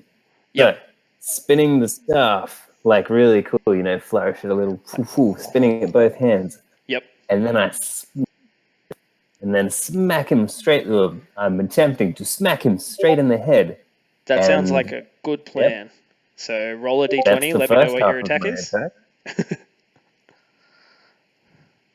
Oh, it's a very high roll. It's an 8. Ooh, 8 total? Yes. That hits. Oh, yay. Barely. Take that. Barely. You managed to catch like the smallest amount of flesh on this creature with the staff, like spin it around for a while, and like you kind of throw yourself off balance, and you're like, oh fuck, I'm gonna miss, and you just manage to clip it on the shoulder. Go ahead and roll an attack, the damage for me, and let me know. Yes, that would be 12. 12 damage. That's pretty wicked. Go ahead and roll a d20 for me and let me know what you get. 4. 4. Yeah, you manage to like hit it in that shoulder. It kind of peels the skin back a bit, exposing like the muscles and a bit of the bone underneath, but nothing else really seems to be going on at the moment. Comes around to Beliga. Wait, I'm not done. Oh, I'm sorry, not done. you have a bonus action. I'm still spinning. Yeah, I'm still flying past. This thing's just sort of whacked, and I'm still moving. So the leg is going to come up, swing around, do a bit of a backwards sort of roundhouse kick. Yep. On this same creature. Actually, no, I'm going to make that 2. It's going to jump. I'm channeling some ki, man. There's a lot of dudes around. Oh, so sweet. This is swinging into, like, 1 foot is kicking. Yep. And I'm sort of moving across, if you can see my character, in this momentum. Yep. Moves across 1 space. Yep. 1 kick aimed at one dude's head, 1 kick aimed at the other dude's head. Nice. So go ahead, roll the blue guy's kick first. Okay, blue guy's kick is 11. 11 will hit. Yes, green guy's hit is 20. 20 definitely hits. Yeah, natural 20, so double your damage on that one. Nice hit. Okay. So the blue guy, let me know what the damage is there. Blue guy is 7. 7. Okay. It looks like you've killed this creature, and it begins falling to the ground. Yay. Lands on its back, and as soon as it stops moving, you just hear this, and it begins pulling its arms back into the front of its body and standing back to its feet. Currently, it is prone, but it looks like the creature was beaten within the end of its life, but managed to come back. Okay, well, the other hit... Yeah, the damage for the green guy. Nope, that's all good. So you said double, right? Yeah, so double the damage. So you can roll the dice twice or roll once and double it.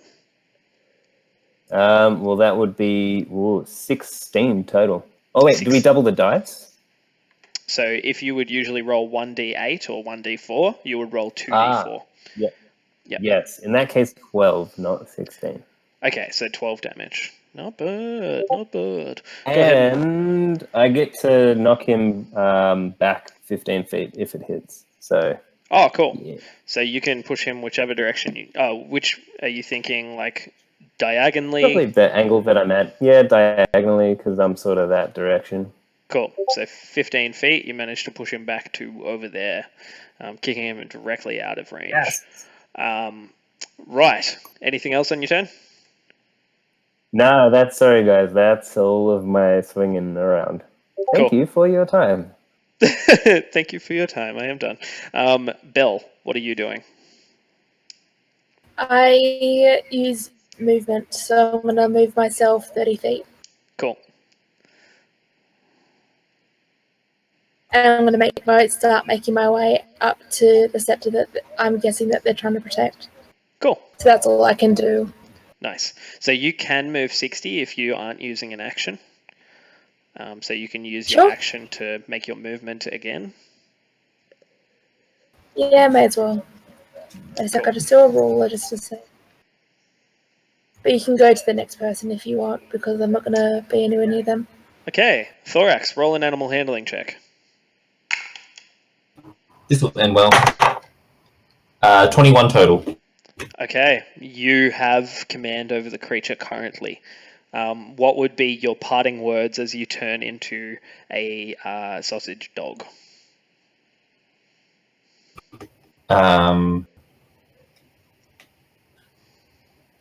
Motherly instincts. That's it. Cool. So you say that to it. Just kind of looks at you for a second. And just kind of looking around the hallway at the moment, not really thinking of doing much. You can see that the tentacles around it just kind of like undulate. It grabs a bit of the door and rips it off its hinges and just begins cramming it into its throat. Cool. What's happening on your turn, Thorax? Out of character, I regret turning into a dog immensely. In character, I run 30 feet towards the nearest zombie. Sure. So the nearest one would be this one here.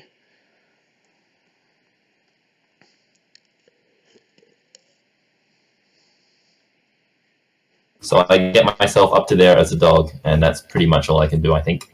Cool. You're just like, bork, bork, bork. And the zombies kind of like one or two of them turn their heads towards you. And at that point in time, Magnus, it comes to your turn. What are you doing? Okay, so I'm going to come around the door frame again and back to in front of the gem, so I shall do that. Yep.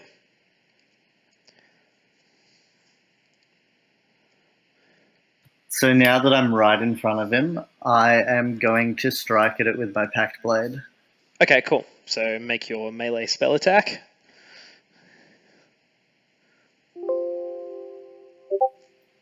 So that is an 8. 8. So you hit it with all your might, and it appears that the gem doesn't take any damage from what you're doing. Whether it's the arcane kind of construction of this spell. Sorry. Oh, sorry, was I derping out there for a I second? guess we won. Hello? Can you guys hear me okay? Off. Frozen. Let it go. Let it go. Am I back yet? Dad, I was going to say we won the game. Hello. Okay, I see you again. Okay, so what happens? You attempt to hit it. You use all of the force that you have within this new blade that you have been packed to. You swing. It seems to just glance off of the gem. Whether it's the arcane nature of the gem or whether it's something wrong with your packed weapon, you can't figure out. But it doesn't seem to take any damage. Okay, I'm going to go back around the door. Cool. Okay, so at this point in time, we have a few things happening. Seeing that you're heading for the corner of the room, Belle, these creatures begin to come up to you. And this one is going for, let's see, 5, 10, 15. Yep, makes it over to Thorax. And this one is going to come 15 down to here. Just going to move these guys first, and then you'll be able to I'll get into the attacks and what they do there. So they move across. These guys here, one of them actually tries to move past you, Davos, if you would like to roll an attack of opportunity. 14. 14, that hits, so roll some damage. 10 damage, very nice. Just give me half a second.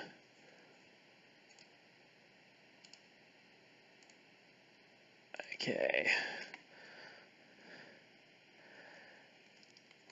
And this guy over here just moves to there. Okay, so starting with Davos. There's going to be 2 attacks against you. The first is an 8, which I'm sure misses, and the second is a 21. That hits. Okay, so you take 5 bludgeoning damage as the creature sort of swipes down and smacks you in the chest. Again, this extremely hard hit, the chest plate sort of rattles against you for a second, and the bludgeoning damage takes hold. Still, 2 attacks against you also. One is going to be a 14. That's a nay. And the second is going to be a 19. That's a yay. Okay, and that's going to be 2 points of bludgeoning damage as the creature just barely manages to get a fist on you. Thorax, you can see one of these creatures ambling up to you, just like slowly moving. It attempts to kick you because you are well out of the range of its hands.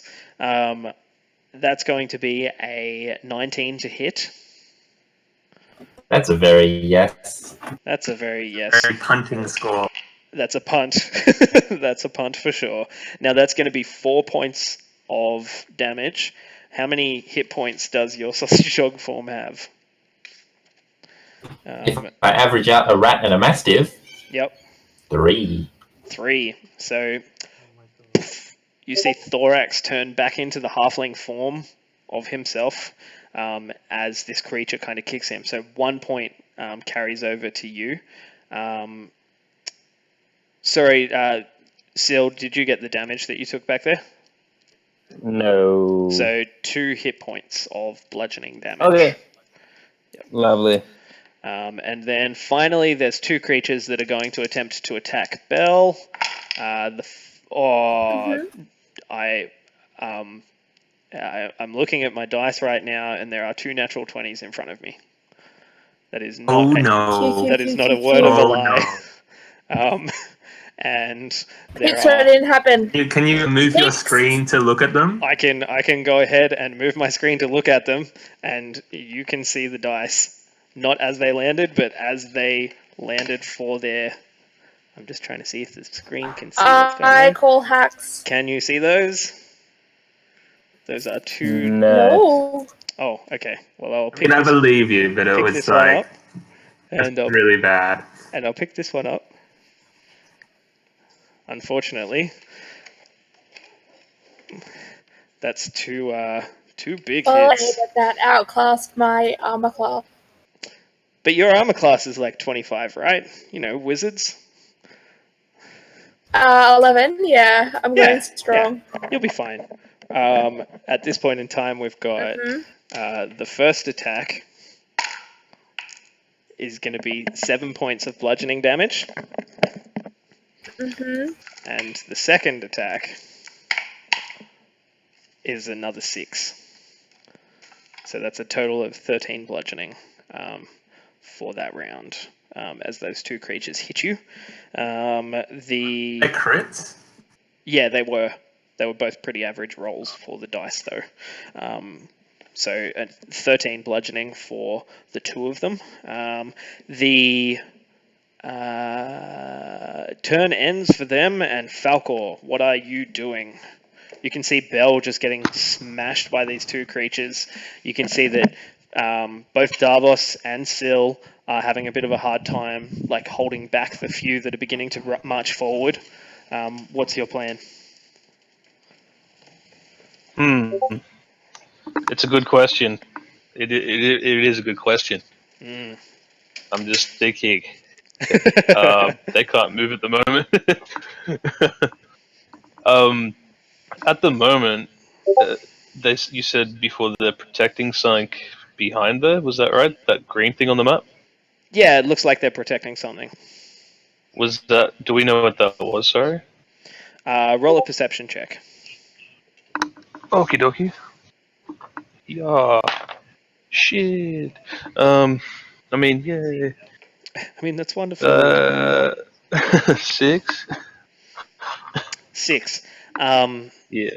You remember Bell calling out about something that they're protecting, and you look across and you're looking through, and it just looks like a whole heap of cadavers just marching towards you guys.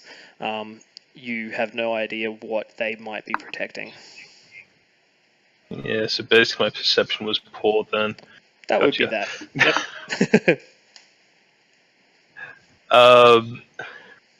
Damn. Okay. Well.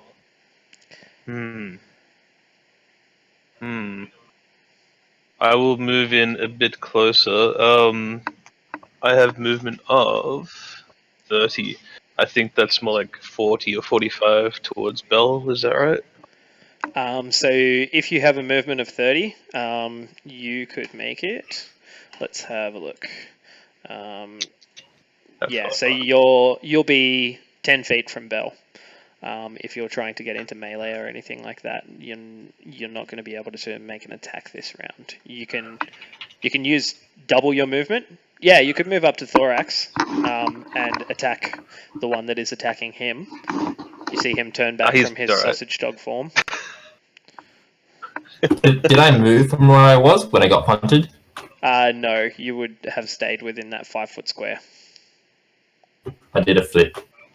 You did a flip over. You just like poof, and turn as you're flipping as the sausage dog turn back into a halfling. As I have gotten closer, I will go with the longbow and ensnaring strike on one of those guys. Was any of those hit at this point? Damaged? You don't think any of them have been damaged so far? Oh, so none of them that have actually been hit have copped any damage?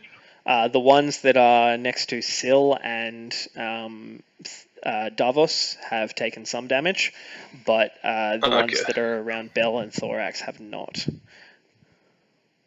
Gotcha. Alright, I'll hit the orangey kind of one with that ensnaring strike and bow, or at least try to. Okay, cool. Rolling. That is a 17. That definitely hits. That's plenty, 3. Yep. plenty to hit these creatures. Sweet. And I'll get my good old D6 out. I have 4 plus the 3, and it's piercing. Okay, so 12. No, wait. 4 plus 3. That's going to be 7 piercing. I mean, it could be 12, but that's a different type of maths. So 7 damage down. Very good. And nothing else that you wanted to do with your turn? That's as far as I can go movement-wise and perception-wise. Yep. Cool. So Ko comes back around to the top of the round. What are you doing?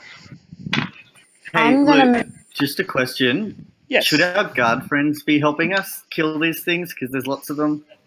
You know what? I will throw 2 guards on the board because you reminded me. Oh, yeah. Can they take my damage, by the way? Can they take your damage? No, unfortunately. Yeah. Are you sure? What How sure are guards? you? Let's see how sure I am. I'm very sure. So the guards that had initially accompanied you into the keep, I had forgotten to include in the game. So that's where we're at. Oh no, we lost a people. Who'd we lose? Not me. Kelvin. That is not so grand, but problem solved. Okay, just give me half a second. I will put the guards onto the map, but Ko, what are you doing right now? I just moved myself 5 feet, and Okay. I'm gonna grab Mr. Whitout, and I'm gonna try get the guy closest to me around Yep. the feet, and then pull. Okay, so the guy that's closest to you around the feet, so it is The wall, yeah. It's 15 feet away from you. Is that the range of your whip? Yep, 15 feet. Okay, cool. So you go ahead and pull them from their feet. What do I need to do? I don't know if you want me to roll strength or a hit. Roll an attack first. Let's figure out if you hit. 12. 12 damage. 12 to hit. No, 12 to hit. Yep, 12 definitely hits. So go ahead and roll your strength check if you're not wanting to inflict damage, but you are wanting to knock it to its feet. Roll 18. 18. Let's see. You get damage just falling down anyway. It hasn't fallen yet. It's just trying to stop itself from falling over at the moment. So it makes a. What was your attack again? Your strength check. My sorry? attack. 18. 18. So it only made a 16. That's going to mean it falls prone. And is now vulnerable to melee attacks. So what are you doing currently? You've made your attack. You pull it off its feet. And I kind of roll my whip back up by my hip. Yep. I guess that's all my actions. And if I can hide, I'll hide again. You can use a bonus to hide. So yeah, just roll a hide check. If you're you're in the middle of the room, so it's going to be quite difficult to try and hide. But you could move on. Do I add my proficiency? Whatever your stealth check is, would be hide.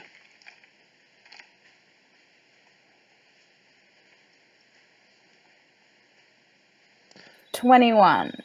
21. Okay.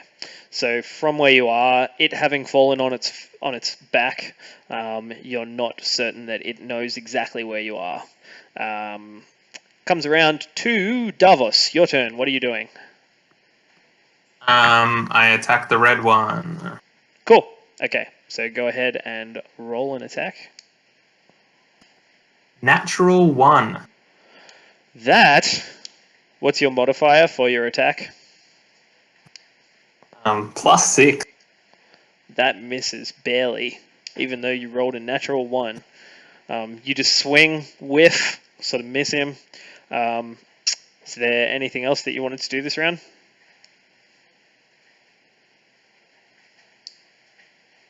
Can I go behind them at all, or is that not?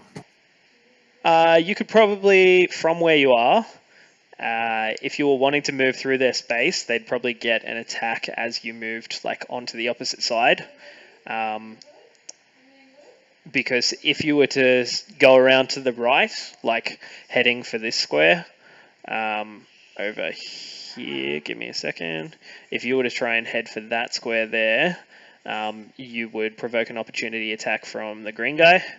If you were to go the whole way around, and if you were to pass straight through them, you would probably provoke an attack from one of them.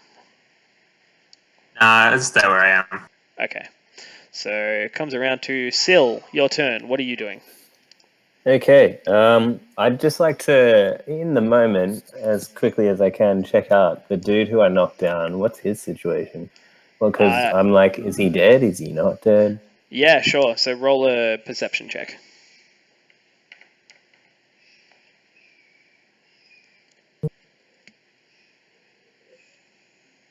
Sorry? roll. 16. Sorry, 16. 21. 21. Okay, so you feel like perhaps this is something to do with the fortitude of undead creatures, and that when they are knocked to within a very small margin of their life, they have a chance of not dying. You know that it gets more difficult with more damage that is dealt, but you think that there is a chance that they can survive when they are hit by a blow that is not super powerful. Okay, well, in that case, I would like to swing the staff back from my left to my right, right across the head of the green guy. Okay. As part of my attack. Cool. And I got a... You want me to roll for that? Yeah, just roll an attack. I got a 12. 12 hits. So what's your damage? Hooray. Damage is 10. 10. Very nice. So at this point in time, the 10 damage that you have hit this creature with, you see it falling in the similar way, and you don't get your hopes up for a moment. The creature just begins to fall back and lands on the ground. About a second passes, and you see its arms just drop to its side, and the creature is killed. Ooh, fun! In the momentum of that swing, I'd like to bring my foot down across the head of Blue Guy. Of Blue Guy. Because he's still down, yeah? He is just standing up, but you have advantage on the attack because he is prone. Yep. A bit of a homie stomp style thing then. Just curb stomp the guy. Like GTA kind of thing. Curb stomp, that's the guy. Nice. Give him the chair. Give him the chair. So is that with advantage then? Yeah, it will be. Yay! I got 23. That hits hard. So what's your damage? Evidently not that hard, but it was 5. 5 is enough to put him back down. Let's see what happens here. We've got... That's a failure! And he dies also. In crippling agony. You see the creature just the only way they should disappear. Die. Exactly. They should only die like that. Could I just add a point? I actually have to go. Oh, okay. So, if what would work for you? I can just type into the chat just my current stats where I'm at, and feel free to just give us your swing my dude around. Yeah, give us your HP and what your usual attack is, and I will copy those down. Actually, Wonderful. Just if you can let me know now what your HP is. Okay, HP is currently sitting on 16. 16, cool. And what's your attack AC bonus? Is 7. Attack bonus is 6. Plus 6. And what die? Die is usually 1d8 for the main attack. 1d8 plus 4. Plus 4, cool. And bonus attack of 1d4 plus 4. So 1d4 plus 4. And the bonus attack is 2 times? Just 1. I have to spend key to do 2 times, and I think I'll just not complicate it. I'll just go ahead with the fact that you're thinking about attacking the shit out of the majority of these creatures unless something goes terrible. Yes, in which case, disengage and bail. Get out! And we will see you later. Thank you, guys. Fantastic. Thanks for sticking around. See you later, Jordan. Bye. Goodbye to you. Okay, so at this point in time, it comes around to Belle's turn. Belle, what would you like to do? You have these 2 creatures that are in front of you. Yeah, I really want to do Burning Hands, except Valcor did the binds around them, so obviously it means that they'll be free again. Not necessarily. You know that like arcane, natural magics and things might stop the vines from doing the worst. You know that arcane magic because anything that's flammable will be incinerated. Yeah, pretty much. Okay, so up to you. You do have one of those creatures restrained at the moment, and if I'm gonna do it. Yep. So a 15. So I'm going to aim it towards the yellow one. Yep. And hopefully the other two might get a little bit of damage. Yeah, so I think at you can least probably get... get... So maybe orange and yellow. Yeah, I think that you can probably get orange and yellow within the cone. And if there was anything else that you're trying to do, you would probably be able to... I can just do a movement afterwards, couldn't I? Yeah. No. You can move afterwards if you think that they're not going to make any opportunity attacks against you or anything like that, like if you put them down. So yeah, I'll be moving backwards, like more towards Falcor. Okay. So I'll do the cone. Yep. And then move backwards. Okay, cool. So Alright, cool. The cone aimed at the yellow guy is probably going to, I'll say for the purposes of fun, it's going to hit all three that are surrounding you. So what's the... You don't have to. Like, I'm happy just doing the two. I know, but it's a good attack and it's a good idea. So go ahead. It's 15. So DC 15. Yeah. Give me so a they second. get a saving throw. Yep. Let me go ahead and... So your spell DC is 15? Yeah. My spell DC is... spell save DC is 13. 13. Okay, so... And it's against Wisdom or Dex? Dex. Dex. Okay, all three of them fail. What's the damage? Yes. So it's 3d6? 3d6. Go for it. Yeah. Alrighty, so... 5. 5. 4. 9. 2. 11. 11. Okay, so we have 18, then we got yellow, minus 11, and is minus 11. Okay, cool. So they all look like they're catching on flame. Falcor, the one that you shot last round, was the brown guy, so he was at disadvantage for his save because he was restrained, so he takes a pretty large amount of damage from that. The other two are definitely singed and look like they're kind of burning up a little. But Beleaguer, is there anything else that you wanted to do with your turn? They still seem to be standing. Can I move backwards 10 feet, like half? So if you move out of their melee range, they will get an attack. Okay, I'm just going to stay there. Cool. And hope for the best. Fingers crossed.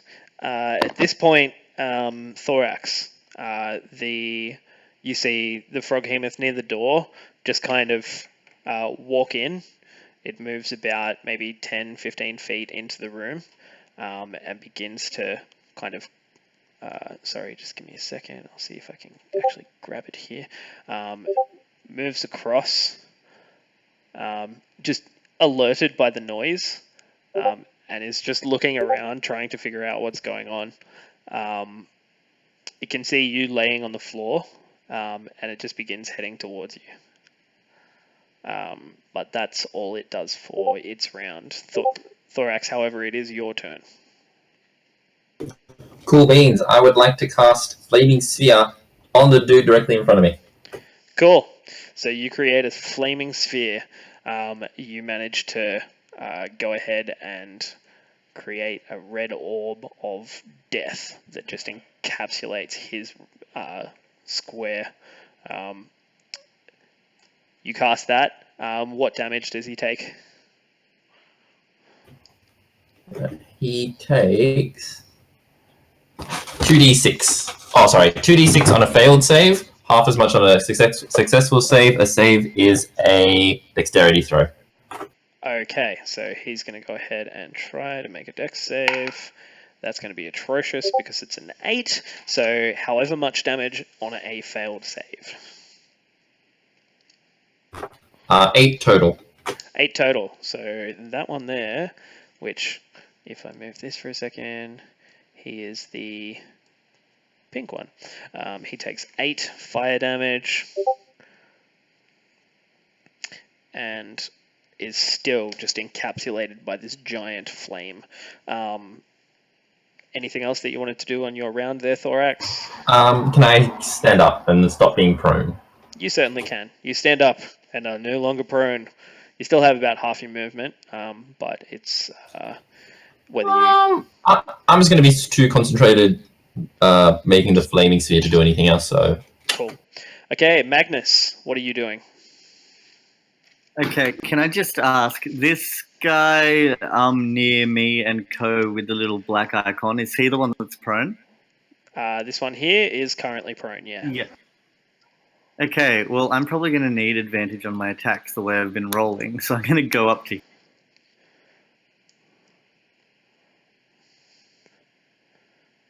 Cool, you can get within range. Yeah, I am measured. And now I am going to attack him with my pack blade. Since he's on the floor, if I manage to be successful, what I want to do is put one of my feet on his chest and just like bring the blade across his neck. Okay, cool. So go ahead and make your attack with advantage.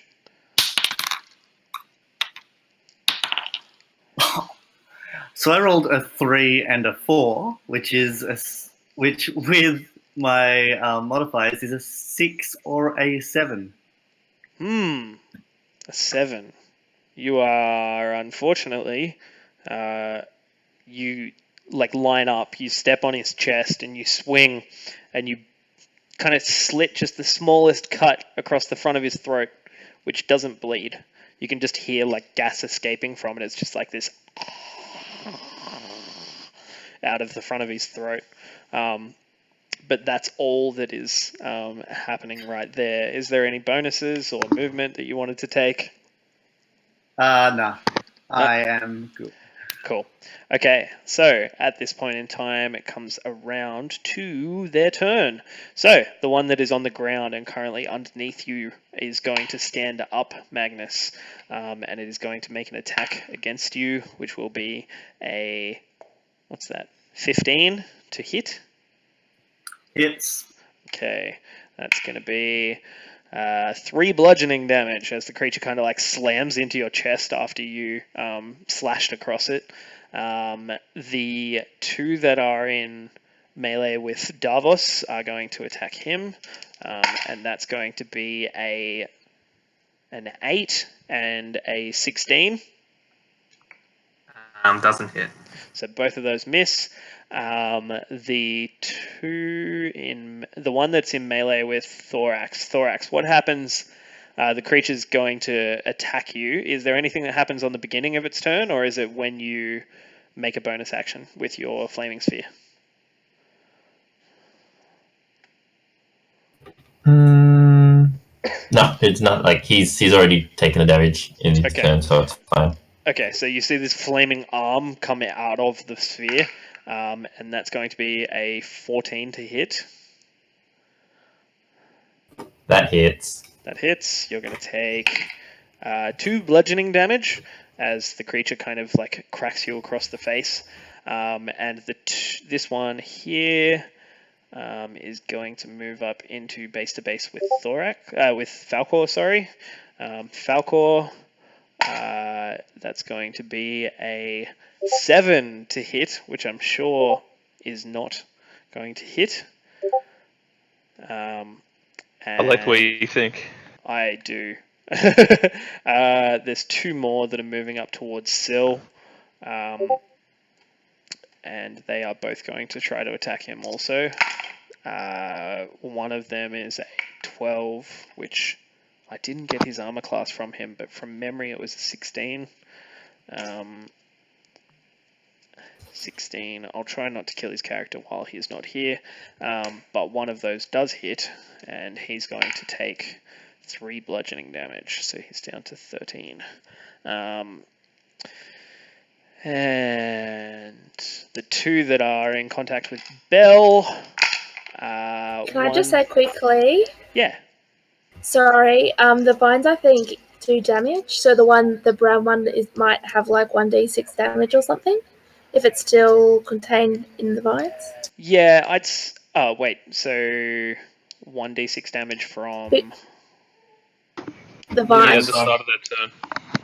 Oh, start of their turn. Okay, cool. So, Falcor, do you want to roll that damage? Sorry. Okay. No, that's a good point. It's good to remember these things. 6. 6 damage. Okay, so that is the brown one. So you see it fall down. It's attempting to stay on its feet, and it just dies. It falls over into a crumpled heap, and is just kind of burning. The one that that isn't ensnared in vines, however, Bell is going to attack you with a. That's going to be a 12 to hit. Yeah. So that hits, and you're going to take Yep.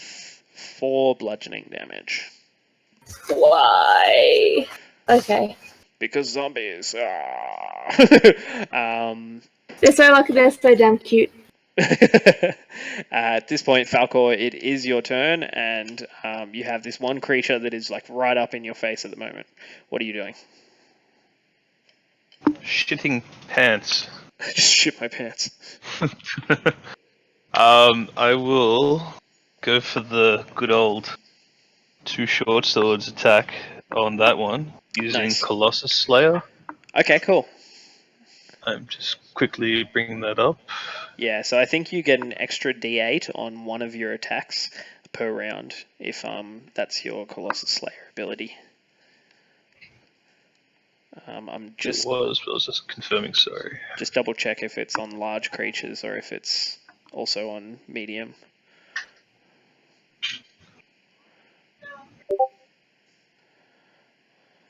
Damn you, why are you Colossus? The internet is not helping me. Oh no! I do have my handbook here. Might be able to help you out. I had it up before and I closed the link. Damn it. It's just 1d8 if it's below its hit point maximum. Yep. Okay. Cool. So that one, the yellow, is below its hit point maximum. So go ahead, roll your attack, and let me know what you get there. I got 14. Cool. That hits. So roll for your short sword as well as the 1d8 for it being below its hit point maximum. Yep. So 5 plus 3 piercing for the first sword. 3. Yep, cool. And your offhand attack, just roll again. 5. To hit. Oh, sorry, that was the damage. Do I have to roll a d20 again for that? Yeah, so because you're making 2 attacks, both of them will be separate attacks. That is 20. 20 hits, natural 20 or just total? Nah, just normal. Okay, cool. So and that was 5 attack. So 5 to hit. Okay, so that creature begins to go down, and the total damage that it's taken, it just fails. It dies as you slice through it with both your short swords. All right. Yay. At this point, Ko, it is your turn. What are you doing? Sorry, I was dealing with Puppy. I'm just trying to see where things are at. That's okay. Not a huge deal has changed. I can tell. I'm going to move to the one closest to me, and would it be a surprise attack?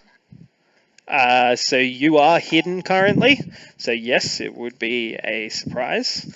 And as you, sorry, surprise! Almost getting tripped by this dog. That's a surprise. She's been crazy. Apologies to everyone for our Puppy. So go ahead and take advantage on your attack because you have surprised this creature.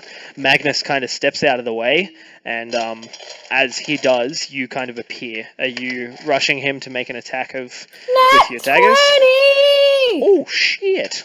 Okay, and there's something to do with your assassin feature if you have a surprise and all that kind of crap, right? So, if it's if I got 20, then it's an auto crit. Yeah, so you crit if you hit on a surprised enemy, but is there anything else to do with your assassinate feature? It's a crit for them. Okay, so go ahead, roll your dice, and double it before modifier. Okay. Just the d6s? Like my sneak attack as well, or just my normal one? double your sneak attack, double your dagger, but don't double your modifier. So add your dex after you're done doubling the dice.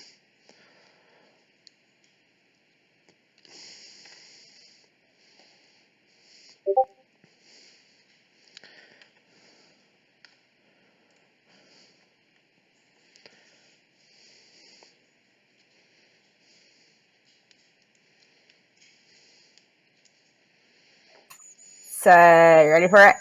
Yep. 22. 22. That is impossible for the creature to succeed on its check, and it dies in horrible poverty. Poverty, just like me, haha! So yes, it is dead, and the creature just stops moving on the ground there. We come to Davos. What are you doing? I attack. Sorry, I'm gonna have to go soon, but yep. I just sent through my stats, but I'll attack this. Okay, cool. So send an attack. I just attack the red one. Yep, cool. 10. 10 hits. 10 damage. And 10 damage. Okay, so you managed to put it down, but it that's a cocked dice, and it fails its saving throw on staying alive. So that creature goes down, dead. And you can see that the numbers of these creatures are beginning to dwindle. Okay, so Davos, we will see you on the next episode in about a week's time. Have a lovely time until then. Later, guys. See ya. Yeah, you too. Bye. Bye. Bye-bye. And for the moment, just give me a second, I'll copy down what he's got here. I've got so many people that I'm trying to cover right now. Do you want us to do any of those? If Falcor, you could go ahead. I'm just putting 2 guards onto the table at the moment. So I will give you permission to move them around. If I can. Nope, I can't. Just tell me what you would have the guards do on your turn, Falcor. But for the moment, +6 and 1d8 +6 and AC 17. Okay, cool. Comes around to Sill's turn, which is my turn. So Sill is going to attack both of these guys. The first attack that he makes is a 21, which hits against the creature that has the heart symbol. And it's going to be 3 plus, 7 damage. And the creature is just beginning to take some damage. So he uses his bonus attack to make a second attack against the creature, which is going to be a 9 plus 6, which is 15, also hits, and that's going to be another 6 damage, which brings the creature to around there. Cool. Comes through to Beleaguer. It is your turn. You have this one creature in front of you. It's still kind of on fire, but it looks like it's taken a bit of damage. What are you doing? I'm gonna use Chill Touch. Okay, cool. So is that a ranged attack? Sure is. Okay, so being in melee, you'll have disadvantage, but you can make your attack. It's 19 plus the 5 plus 5 spell attack bonus. So that's 19 with disadvantage? Oh, wait a sec. 11 with disadvantage plus 5 is 16 still. Okay, cool. So 16 definitely hits. Go ahead and roll your damage for me.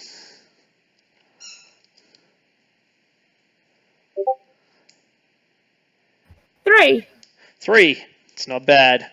Still on his feet, but you see this chill hand come out and just begin to sort of put out some of the flames, but the skin that is underneath just begins to like kind of peel away slightly, as though you've sort of given it second or third degree frostbite, like underneath the flaming skin. At this point, we have... Sorry, can I just quickly say something beforehand? Yep. So it says if I hit an undead target, it has disadvantage on attack rolls against you. So for my next turn. Cool. So it has disadvantage against you. I'll make a note of that. Cool. Thank you. That's all right. And that's all good. At this point in time, the Froghemoth begins heading across further towards you, Thorax. You can see that it's just kind of coming along. You feel one of the tentacles like wrap around you, and begins pulling you up and sitting you on top of its head. And it's just kind of standing there. There's this creature encased in a ball of flame in front of you, and you're focusing on that. But for the moment, it's just keeping its distance slightly. But I will sit you on top of this creature. And you are currently sitting on its head. Comes to your turn. You've been pulled back up on top of the creature. What are you doing? I would like to use my action to lift the spear and then slam it back down on that dude. Oh, cool. Okay, so you lift it. You see the spear. He's like, kind of like just appears, this flaming corpse, like rolling its arms around, and then you slam it back down on top of him. What damage does he take there? He still gets a dex saving throw. Oh, another dex save, and that's going to be 4, which is terrible. Okay, so he takes the full 7 damage. Okay, so that's going to be 7 damage to the guy that is in the pig, and right. So at this point in time, he's going to try and make his saving throw to stay alive. He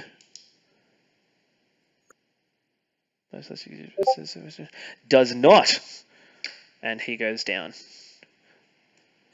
You see the creature beneath perish into a ball, like a pile of ashes. Anything else that you were wanting to do this round?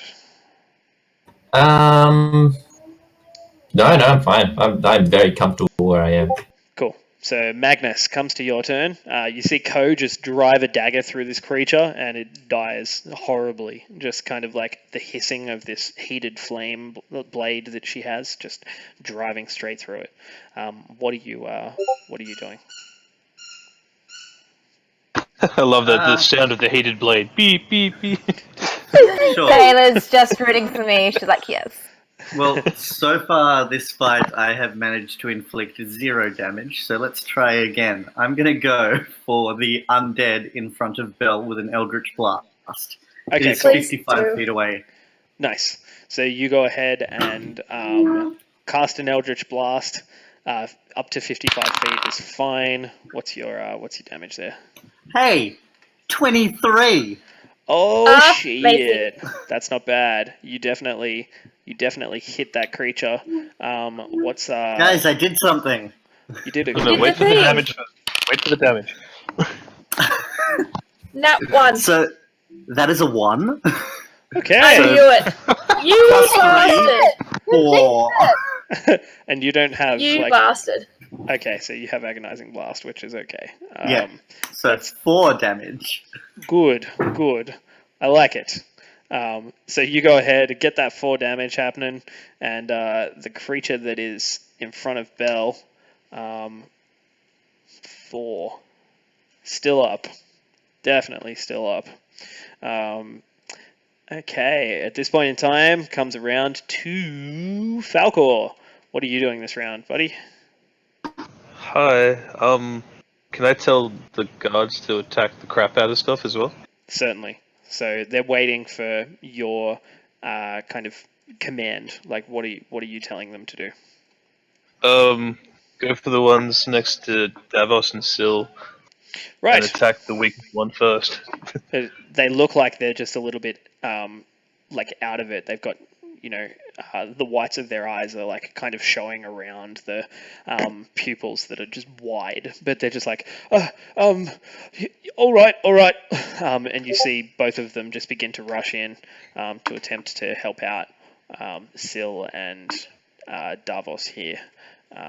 This guy is going to go ahead and attack this one that is next to Sil. Oh, nice. He turned around.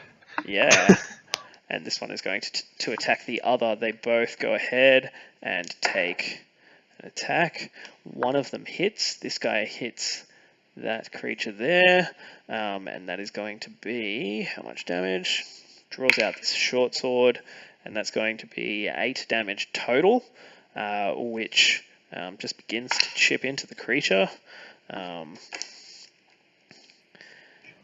And the other missed. So Falcor, it is your turn. What are you doing? Alright, I will head over to the creature closest to me. Yep. I believe that's within 30. Yep, that's That should easily easily within be 30. yeah. Yep. And Colossus Slayer that thing with the 2 short swords, please. Cool. So go ahead, your first attack, add that extra d8. Roll a d8 first, or... Oh, no, sorry. What do I Just have to hit? roll your d20 and then add a d8 to the damage for that first one. 15 Cool, that plus hits. 3, 18. Yep. Nice. So d8 first. Mm-hmm. Yeah. And then your short sword 5. damage as well. So 5 plus your short sword damage. Plus 5. Ooh, Plus very 3 nice. piercing. Okay, so that's And going to be a 3. total of So- 13, which definitely puts the creature down. And 13 Thank goodness. plus 5 is the DC. It's going to roll a con save. And 50. It fails by 1. You see the creature just sort of fall to these blows, Bell. You see Falcor come out of nowhere, just short sword swinging straight across the body, and the creature goes down. Sort of falling with its mouth open. Great news. But it's not dead. It is dead. Or it is dead. It has been Thank vanquished. Goodness. It failed the saving throw. Thank It did. Goodness. So Ko, what are you doing at this point? Um. Comes Oh, back wow, around to the something just- top of the Oh round. no! I just repeated myself. You know that button that's the delete button? Don't press that. Also, my push to talk button. Oh, what? Are you using delete as your push to talk? Backspace. Oh, that's hilarious. I'm special. Okay, so talk and then move your person.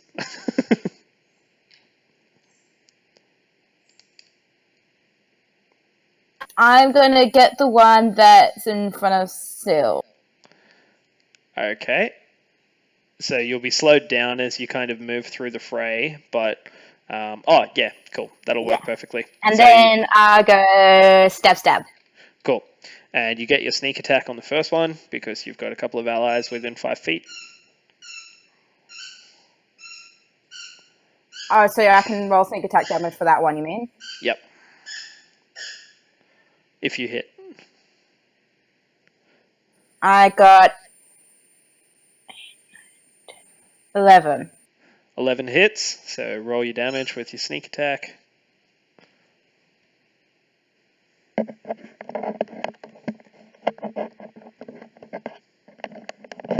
$15.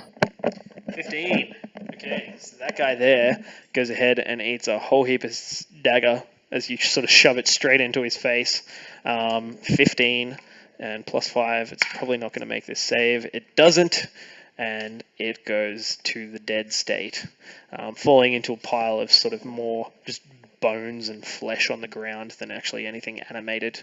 All right, so that worked. Are you going to use anything else? You've got no more movement. Can I attack the other guy in front of him? How much movement did you use to get across here? 5, 10, 15, 20. Yeah, you could move into that space beside Sil and attack him. attack the other one. Yep.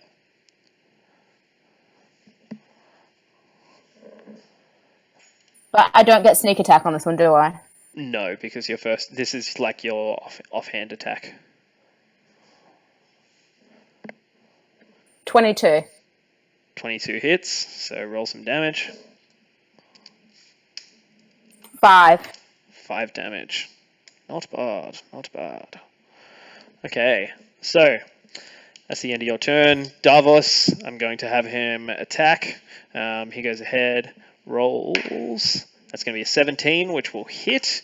And he rolls a d8 plus 6, which is going to be 7 damage on that guy, who is a new guy. Has not taken any damage yet. And that's going to be 7. And then for there, he's just like, oh my god, will these things not die? And he just like kind of like swings the sword again overhead. But for the moment, nothing else occurs. Syl is going to make his attack against this one guy on the right. And that's going to be, what's his bonus? That's going to be 7, 6, 13, which hits. And he's going to take... That's 7, 8, 9, 10, 11 damage, which puts him...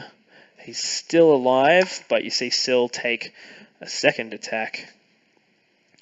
And that's going to be another 7 plus 6, which is 13. It's going to take another 8 damage, which puts him in the ground. But his save is an 8 plus 5, so he actually saves, and you see the creature is about to die, and it bounces back with 1 point of hit, like 1 hit point left in its life. Comes around to Beleaguer. It is now your turn. What are you doing? I am going to do Chill Touch for the one near the table up the top, near the green. Yeah, this one here. Mm-hmm. Cool. Okay, so roll your attack.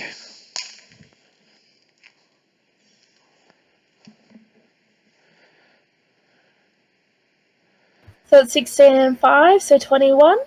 21 hits. So roll some damage for me. 2. 2 damage. He takes 2 cold damage. As you see the spectral hand kind of like sort of grabbing into like the side of his face. Anything else that you were wanting to do on that round? No, I'm pretty good, thanks. I'm looking a bit shabby, so I'm just going to keep my distance. Cool. So, Thorax, what are you doing with your friend here on this round? I think this is pretty much going to be my last round. I have to head off after this. Yep, that's But cool. I am going to sit on top of him and the best I can slam my flaming sphere into other things. For example, this turn I would look to slam it into the one just in front of the green gem. Over on the right. Yep. Yeah, sure. Yep. So you and move then, across and then as soon as that as soon as it disappears for whatever reason, I'll just spend the whole time either shooting produce flames, which is not a lot of damage. It is a ranged magic attack that does 1d8, or if for whatever reason there's no target, I'll just be casting resistance on Thorax Jr. nonstop. Okay, cool. No problems. So you go ahead and move that flame. So roll the damage for the first time that this goes over the top of the creature. That would be 5. 5 damage. And he fails his save with a natural 1. So that's going to be another 5 points of fire damage. Puts him a little closer to death. Cool. Okay, so if you need to head out, Thorax, that's cool. We'll see you for the next game. Hope you have a lovely time. And talk to you soon. Thank you. It was a lovely dungeon. Thanks. We don't die. What do you mean by was? We're still going, man. We're still stuck. That's a good point. Cool.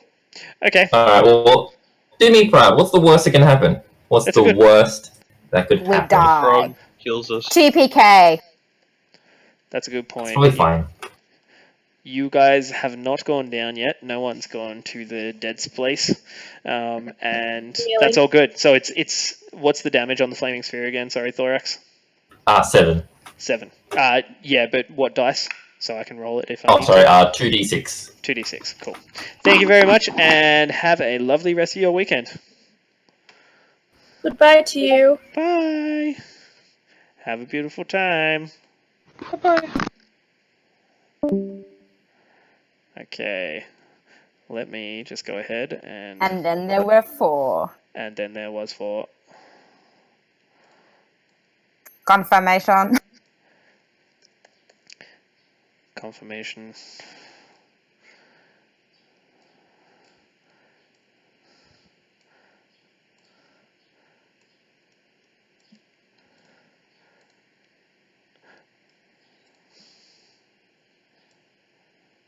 Sorry, guys. Sorry, were you talking to either Chris or I? No. I'm just stuffing around with cameras right now, trying to get the entire thing looking like people are playing instead of split head Gabby. There we go. Got it kind of fixed up. But I like my split head. But I like You're that. beautiful anyway. Okay, so this point in time comes around to Magnus. What are you doing? Okay, I am going to fire an Eldritch Blast at the one that has the flaming sphere on it. Very good. So you go ahead and make that attack. Let me know what the result is.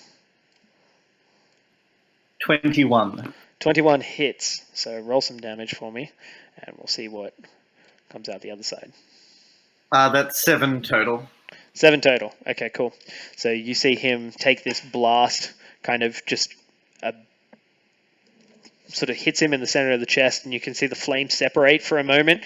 The force kind of like push in, and then he seems to kind of become constitute again, and is just standing in front of you, waiting for whatever happens next. Okay, at this point in time, Falcor, what are you doing? Hi. Hi. I will go towards that guy closest to the table. Yep. And that's 25 feet away, I believe it was, when someone measured it nicely for me. 5, 10, 15, 20, 25. Yeah, you're 20 feet from him, really. Cool. And what's the red thing on him? Sorry, it's that the Kelvin's attack? Sphere of flaming fire that is flames. Alright, will that hurt me if I go for the melee attacks? You can find out. When you enter it, I think you get some damage, but you can just roll a dexterity check for me and we'll see what happens. Gotcha. That is 13. 13, cool. You don't take any fire damage as you kind of slice at the creature. It seems to be moving towards the edge of the sphere. What do you roll your attack? Yep, Colossus Slayer as well, please. Mm-hmm. Yeah. Oh, was that attack or roll to attack? Roll to attack. So roll your d20. Crap. That is 10. 10 is enough. You go ahead and hit the creature. So roll your Colossus Slayer and your regular damage for your short sword. Colossus Slayer, go. Colossus Slayer 5. Cool. Plus another 5 piercing. So 10 that's piercing gonna all up. 10 piercing. And it fails its save, putting it in the ground. That creature is dead. However, there is still a flaming sphere in front of you. Anything else that you wanted to do on your round? I think you've got the guards that can attack. So they're going to go ahead and they'll both make an attack against... One of them is going to move around Ko, come up to this side, and he's going to attempt to attack. They both try to attack the same creature. That's going to be a 14 and a 19, which both hit. And that's going to be 7, 8, 9, 10, 13. 13 damage, which that one is still up. He has about... It looks like he's pretty well bloodied, though. And that is the end of your turn, Falcor. Ko, comes back to you. What are you doing? Guy in front of me. Stab, stab. Stabby, stab, stab. Roll some dice. Nat 20! Oh, sweet. So that's with your sneak So attack. good. So go ahead, do the thing.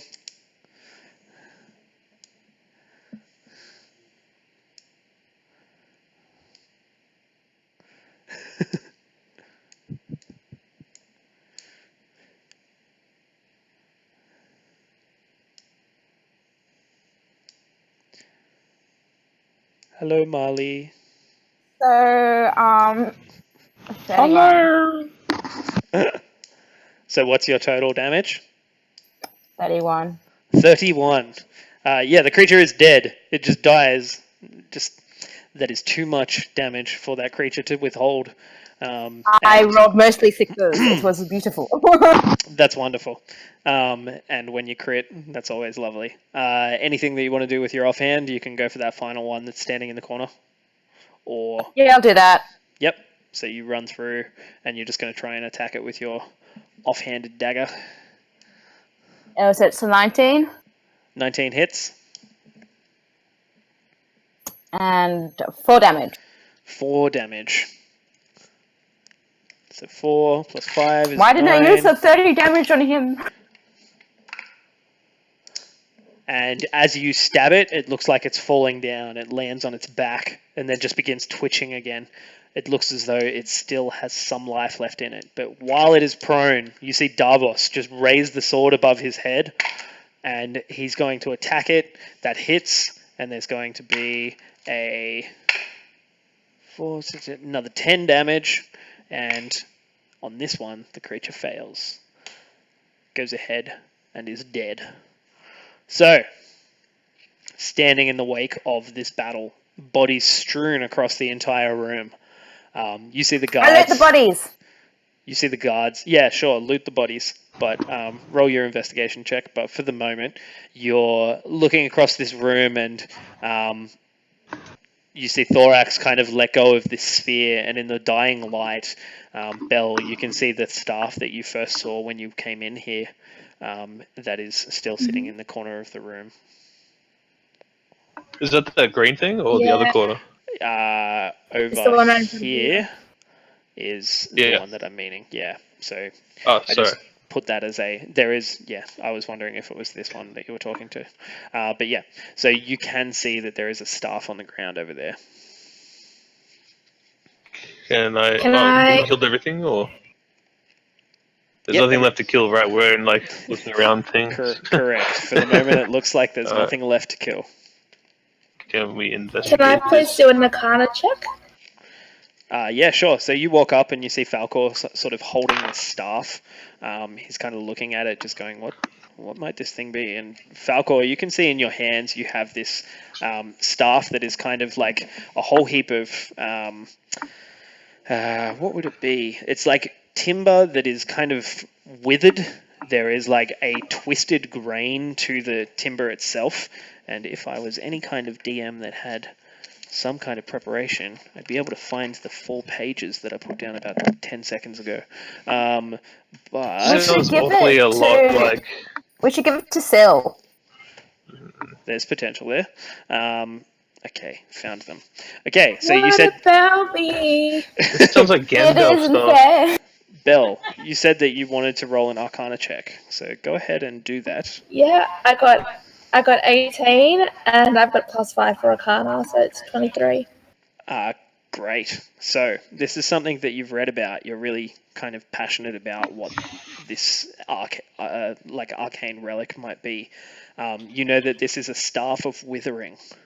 The staff has 3 charges and regains 1d3 charges at dawn daily. The staff can be wielded as a magic quarterstaff.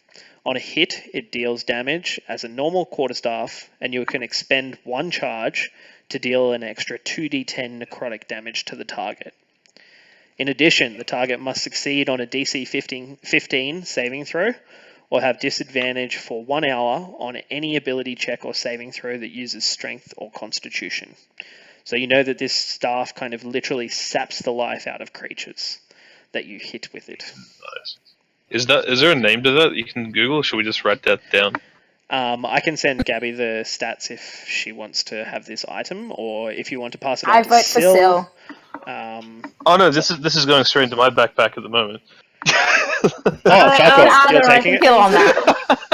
Cool. So Falcor, you've got it in your hands at the moment, and That's the way. Yep. And the only way that you would have any idea of what this is if Belle has it for a short period of time to cast some kind of arcane knowledge. I'm basically gonna hold it and kind of wave it around a little bit and then smell it. Sure. Okay, so roll an Arcana check for me. Yeah. Arcana +1, and that is 16. 16. So yeah, you haven't really researched too much into magical items, but you know that this staff probably has some kind of necrotic energy to it. And that you would be able to, like, if you were proficient with using staffs, you could probably spend an hour, like, attuning to the weapon, and it may reveal those properties to you. Gotcha. I'm gonna kind of like hold it up as got my new weapon gun. Nice. So you and then I'll laugh and then actually hand it to Gabby instead. So you're just like, this is mine. And then you're like, here you go. I'm so short, like I try and put my hands up for it. He's like, oh, I can't reach. Start on the verge of having a tantrum. Take it. Take trouble. So I'll send those stats through to you, Beleaguer, unless you... Yeah, Ko, like you said that perhaps this could be for Syl. It's got necro energy in it. I feel like the necro weapon should go to the necromancer. And that's 2 against 1 at least. I think either Gabby or Syl. So cool. How about I trade my ordinary staff for this kick-ass badass staff? So for the moment, because he doesn't use magic anyway. He just needs something that's physical, right? Currently, the staff that he uses does that, but yeah, he'd gain some of the same benefits of, like, if he physically struck someone with it, he could deal that same necrotic damage. But yeah, I think for the moment, being that Gabby, you are here, and that the item I've just handed the staff over. Here's a graphical representation. Hey, look at that. It's all Ripley. But yes, you do get the Staff of Withering, Belle, and you kind of hold it in your hands for a second. You can feel this necrotic energy that's kind of running through it. But yeah, I'll send you the details. And for the moment, being 7:30, having had us play for the last roughly 3 hours, I think we're going to take a break here. We'll be off until about a week and a half from now. It is going to be our next game. We'll be back on Mondays again, and it is going to be, as soon as my computer responds, Monday the 19th that we will be back playing Dungeons and Dragons here in Secret Sex Dungeon. What will our adventurers find in the next episode of the Archives? Will they find the exit? Perhaps. Will they find more things to destroy? Who knows? But until next time, my name's Luke McFan. If you want to come and follow along with us, on any of the platforms, we've got a couple of places that you can find us. Come along to facebook.com/Secret Sex Dungeon and join in the chat. We usually post quite a lot of Instagram photos and little funny memes that you can find at instagram.com/Secret Sex Dungeon. And also, if you want to catch up and see what's happened so far in the campaign for the Secret Sex Adventurers, you can go to YouTube and type in Secret Sex Dungeon, and you'll find this along with all of the other previous episodes of the game. Thank you all so much for watching. I hope you had some fun. Killing some zombies is always cool, so